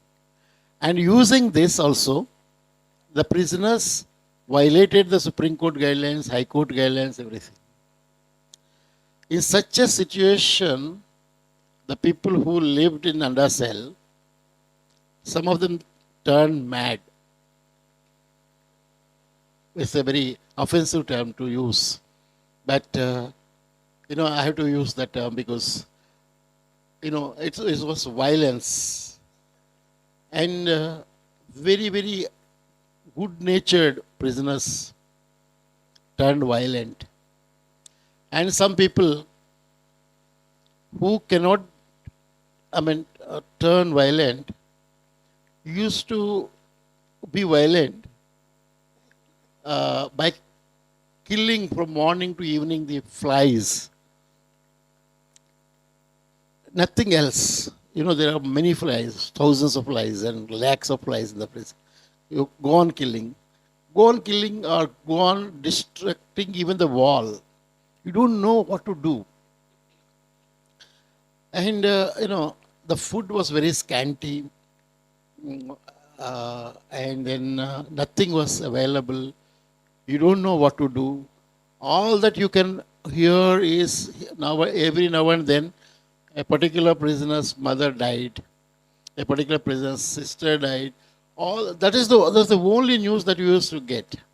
And the other news or rumors was that India declared war against China. And everybody believed, and everybody disbelieved also. It was turning mad, like such rumors were circulated. It was not only just that, like hundreds of Indian soldiers were killed by the Chinese forces. And what to do? People, believe it, disbelieve it, so many things. And when phone calls are allowed from within the prison, because the Malakas were closed and all was closed, the prison authorities decided not to allow the phone calls. And we did not know that the phone calls, that are allowed. Somehow, when we got to know after a month,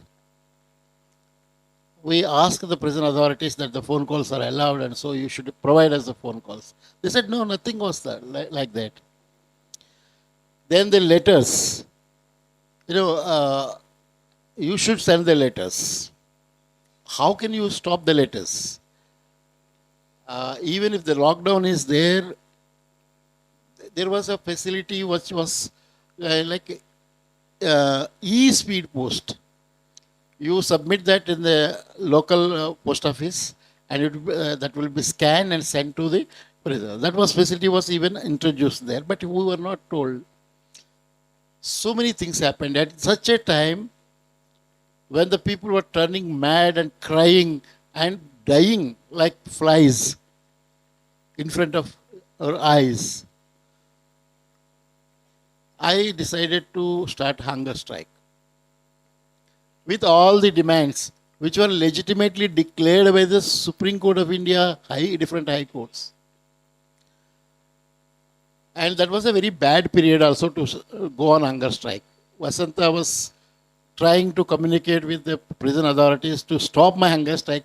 Prison authorities wanted to stop my hunger strike. I declared 5 days before that particular date, if you don't implement all this, release the people who are eligible according to the Supreme Court guidelines. Arrange for the letters, arrange for the phone calls. So many of 12 demands I put before the prison authorities. They did not listen, and they wanted to stop somehow my hunger strike. And at the same time, Vasanta joined hands with the prison authorities by saying that I should not go on hunger strike. What to do? The prison authorities were conveying me that your wife called and told us that you should not go on hunger strike. I did not believe it. And the lawyer came with the message of Vasanta and dropped a letter to the superintendent of the prison saying that his family is not accepting that he should go on hunger strike at this juncture. But I had no other way out. I had to do that. Because people within the prison are suffering. I was suffering. And all those were not being implemented, and you don't even know sure that these were the guidelines. Only rumors. It could be rumors, it could be. The demand I made was the DIG of prisons and DG of prisons should come and clarify about all these guidelines with the circulars officially circulated. And follow this, fulfill these demands. They said it's impossible, DIG, ADG cannot come. They are in Mumbai and Pune, they cannot travel. Then how will you run the government if the officials are cannot travel? Even to implement the lockdown, your officers have to go out. So it went on, and I started my hunger strike, defying Vasanta's words and also the prison authorities. It went on for 10 days. And at the end of the 10 days, on the 11th day, in fact, the top officers agreed to speak to me, the DG and IDIG, on video conference because they could not travel. We had long 3 hours of discussion and they agreed for everything. Then they started implementing 12 demands. That first was to provide video phone calls and to talk to the lawyers, and also to open the space for letters to send through e-post. So many things they started. That was the middle of the COVID period. It was only after that I got the COVID attack. After the hunger strike, after 1 week of the hunger strike. But some kind of a relief came. All those hundreds of prisoners who really turned violent, mad, they become very normal after the phone calls are allowed, and after the letters are allowed, and so many things. 12 demands are. I mean, you can see how human beings suffer and how the minds, are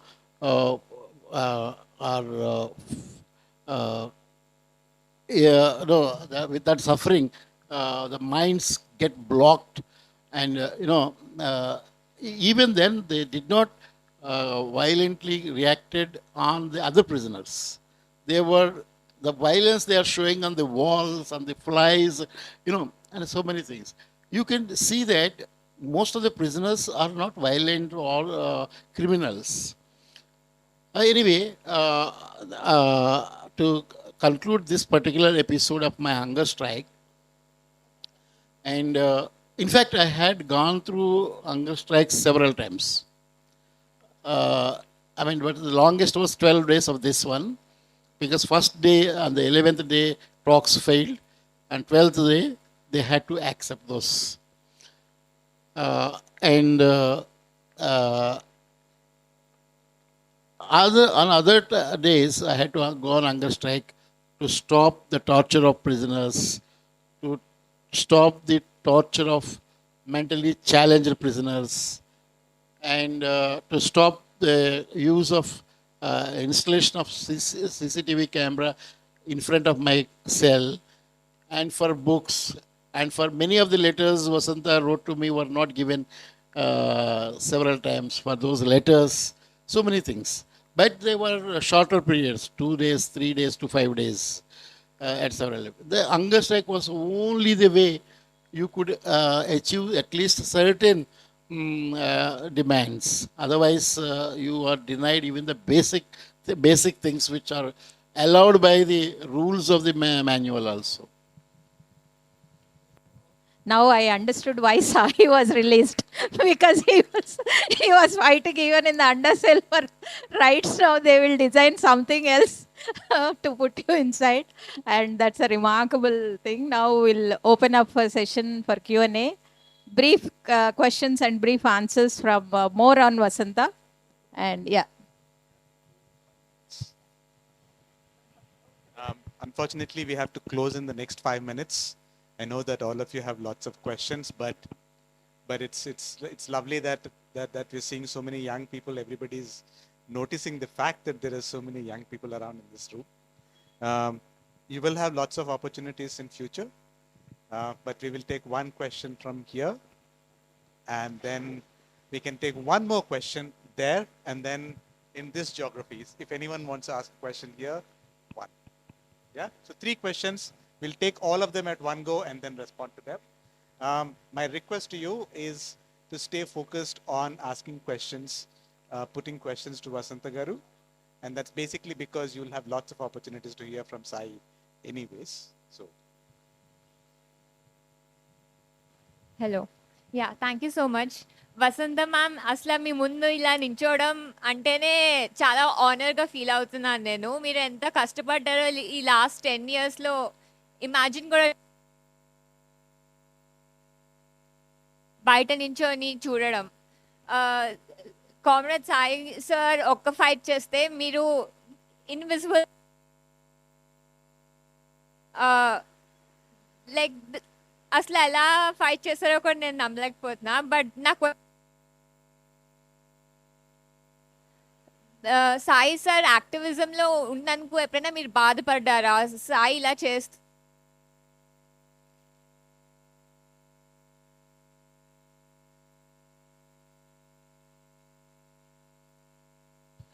briefly, yeah. Yeah.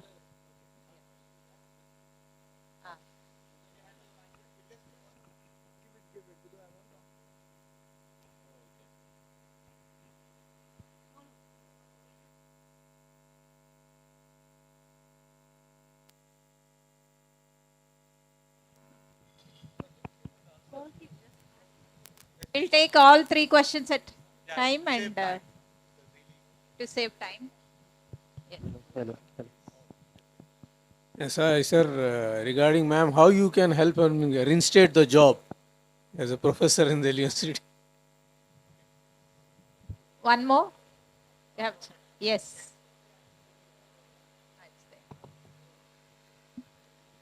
Hello. Yeah.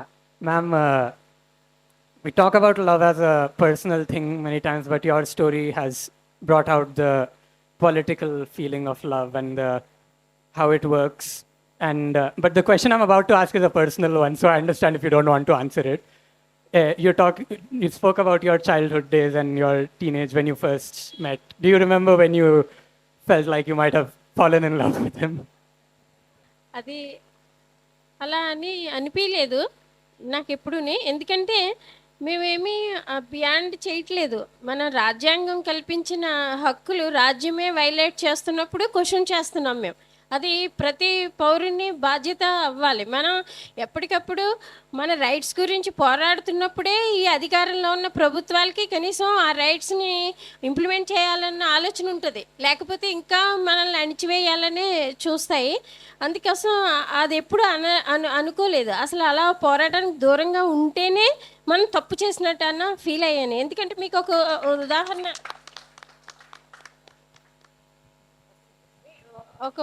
చెప్పాలి. సాయి చాలా serious ఉండి Bombay high court తీర్పు ఇవ్వడం వలన నాగపూర్ హాస్పిటల్లో admit చేశారు. అప్పుడు హాస్పిటల్లో అడ్మిట్ చేసినప్పుడు నేను తనకి సాయంగా, అది కూడా నన్ను అలౌ చేయలేదు. అప్పుడు కూడా మళ్ళీ కోర్టుకి వెళ్ళి యాజ్ ఏ ఫ్యామిలీ మెంబర్ 90% డిజాబుల్డ్ భారీగా నేను కూడా దగ్గర లేకుండా ఎట్లా మేనేజ్ చేయగలరా అని మళ్ళీ కోర్టుకి వెళ్తే అప్పుడు కోర్టు ఫ్యామిలీ భార్యను ఎలా చేయాలని చెప్పినాకనే అప్పుడు ఈయనతో ఉండేలా చేశారు. అప్పుడు ఎవరో ఇద్దరు సివిల్ డ్రెస్సుల్లో వచ్చారు. ఒకళ్ళేమో సాయికి బ్రెయిన్ వాష్ చేస్తున్నారు, ఇంకొక ఆమె ఏమో నాకు చెప్తుంది, మీరు ఇంత లవ్ ఎఫెక్షను ఎంత చక్కగా కలిసి ఉన్నారు, మీకు ఒక అమ్మాయి ఉంది, ఇప్పుడు ఎందుకు మీరు ఇలాగా ఇంత సఫర్ అవ్వడము, సింపుల్గా ఒక్క సంతకం పెడితే చాలు కదా, మీ లైఫ్ హ్యాపీ ఉంటుంది, కేసు ఇవి ఏమీ ఉండవు అని నాకు ఉద్బోధ చేస్తుంది. చాలా అంటే మీరు ఊహించుకోవచ్చు వాళ్ళు ఎవరు అన్నది. ఈ కష్టాలన్నీ నీకు ఉండవు, నువ్వు చెప్పు సాయికి, అదే నీ హస్బెండ్కి ఒక్క మాట చెప్తే నీ మాట వింటాడు, నువ్వు చెప్పు ఎందుకు ఇన్ని కష్టాలు కొని తెచ్చుకుంటున్నావు అని ఆనాడే 2015లోనే నాకు వెంటపడి అట్లా అలాంటివి చాలా ఉన్నాయి. ఇంకాను కోర్టులో హీరింగ్కి వెళ్ళినప్పుడు ఎక్కువ టైం దొరుకుతుందని మేము గడ్చిరోలి దాకా, నాగ్పూర్ నుంచి ఒక 6 hours ట్రావెల్ చేసి గడ్చిరోలికి వెళ్ళి తను అక్కడ తీసుకొచ్చినప్పుడు వెళ్ళినప్పుడు కూడా తిన మీద కూడా, అదిగో నీ భార్య వచ్చింది కదా, మాట్లాడు అని, నీ భార్యకి చెప్పు, మేము నిన్ను వదిలేస్తాము, ఎందుకు ఇవన్నీ ఇంత సఫర్ అవ్వడం, నువ్వు ఇంత అనారోగ్యం పాలవడం, నీ భార్య వచ్చింది డిస్కస్ చెయ్యి నీ భార్యతో అని తన వెంట పడడం, ఇలాంటివన్నీ చాలా చేశారు. కానీ ఏదైనా మేము ఎప్పుడు అనుకున్నది ఒకటే, అసలు ప్రజల మధ్యలో ప్రజల సమస్యలు మా సమస్యలు వేరు అని మేము అనుకోలేదు. మేము అందరం ఒక్కటే. అందుకనే మనందరం ఒక కుటుంబంగా ఉండాలన్నప్పుడు, కుటుంబంలో ఒకరికి అన్యాయం జరుగుతున్నప్పుడు మనం నోరు మూసుకుని కూర్చోలేము. అదే అన్యాయాన్ని ఈ జరగకుండా చూడాల్సిన బాధ్యత మనందరిది ఉంది. అదే నేను కూడా ఇప్పుడు ఇక్కడున్న అందరూ మన కుటుంబం అనే ఫీల్ అయ్యాను కాబట్టి నేను ఇంత స్వేచ్ఛగా నా బాధని దుఃఖాన్ని మీ ముందు పరుచుకున్నాను.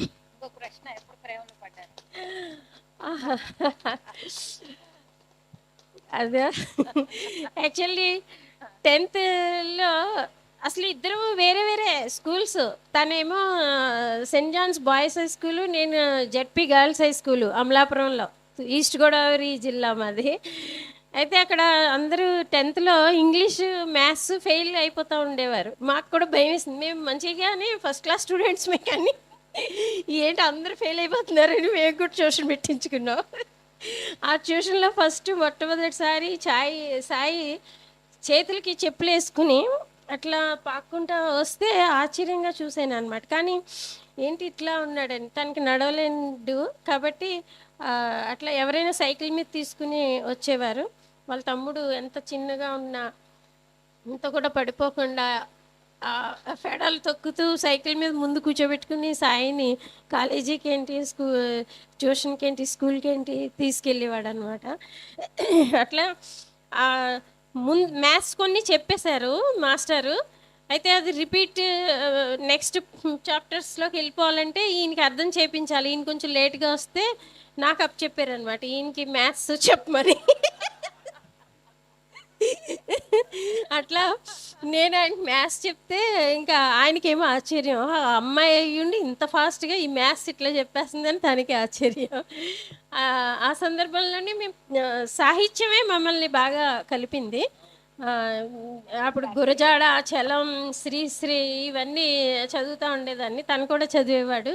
మా ఊర్లో ఒక చిన్న గ్రంథాలయం ఉంది. తను గ్రంథాలయం నుంచి బుక్స్ ఏమన్నా తెస్తే నేను ఇంకొకటి తెచ్చుకుని అలా ఎక్స్చేంజ్ చేసుకుని ఆ లిటరేచర్ ద్వారా అట్లా స్నేహం గాఢంగా పెరిగింది. ఇంకా ఇంటర్మీడియట్లో అనుకుంటా ఈ డెసిషన్కి వచ్చినాము. ఆయనే ప్రపోజ్ చేశాడు.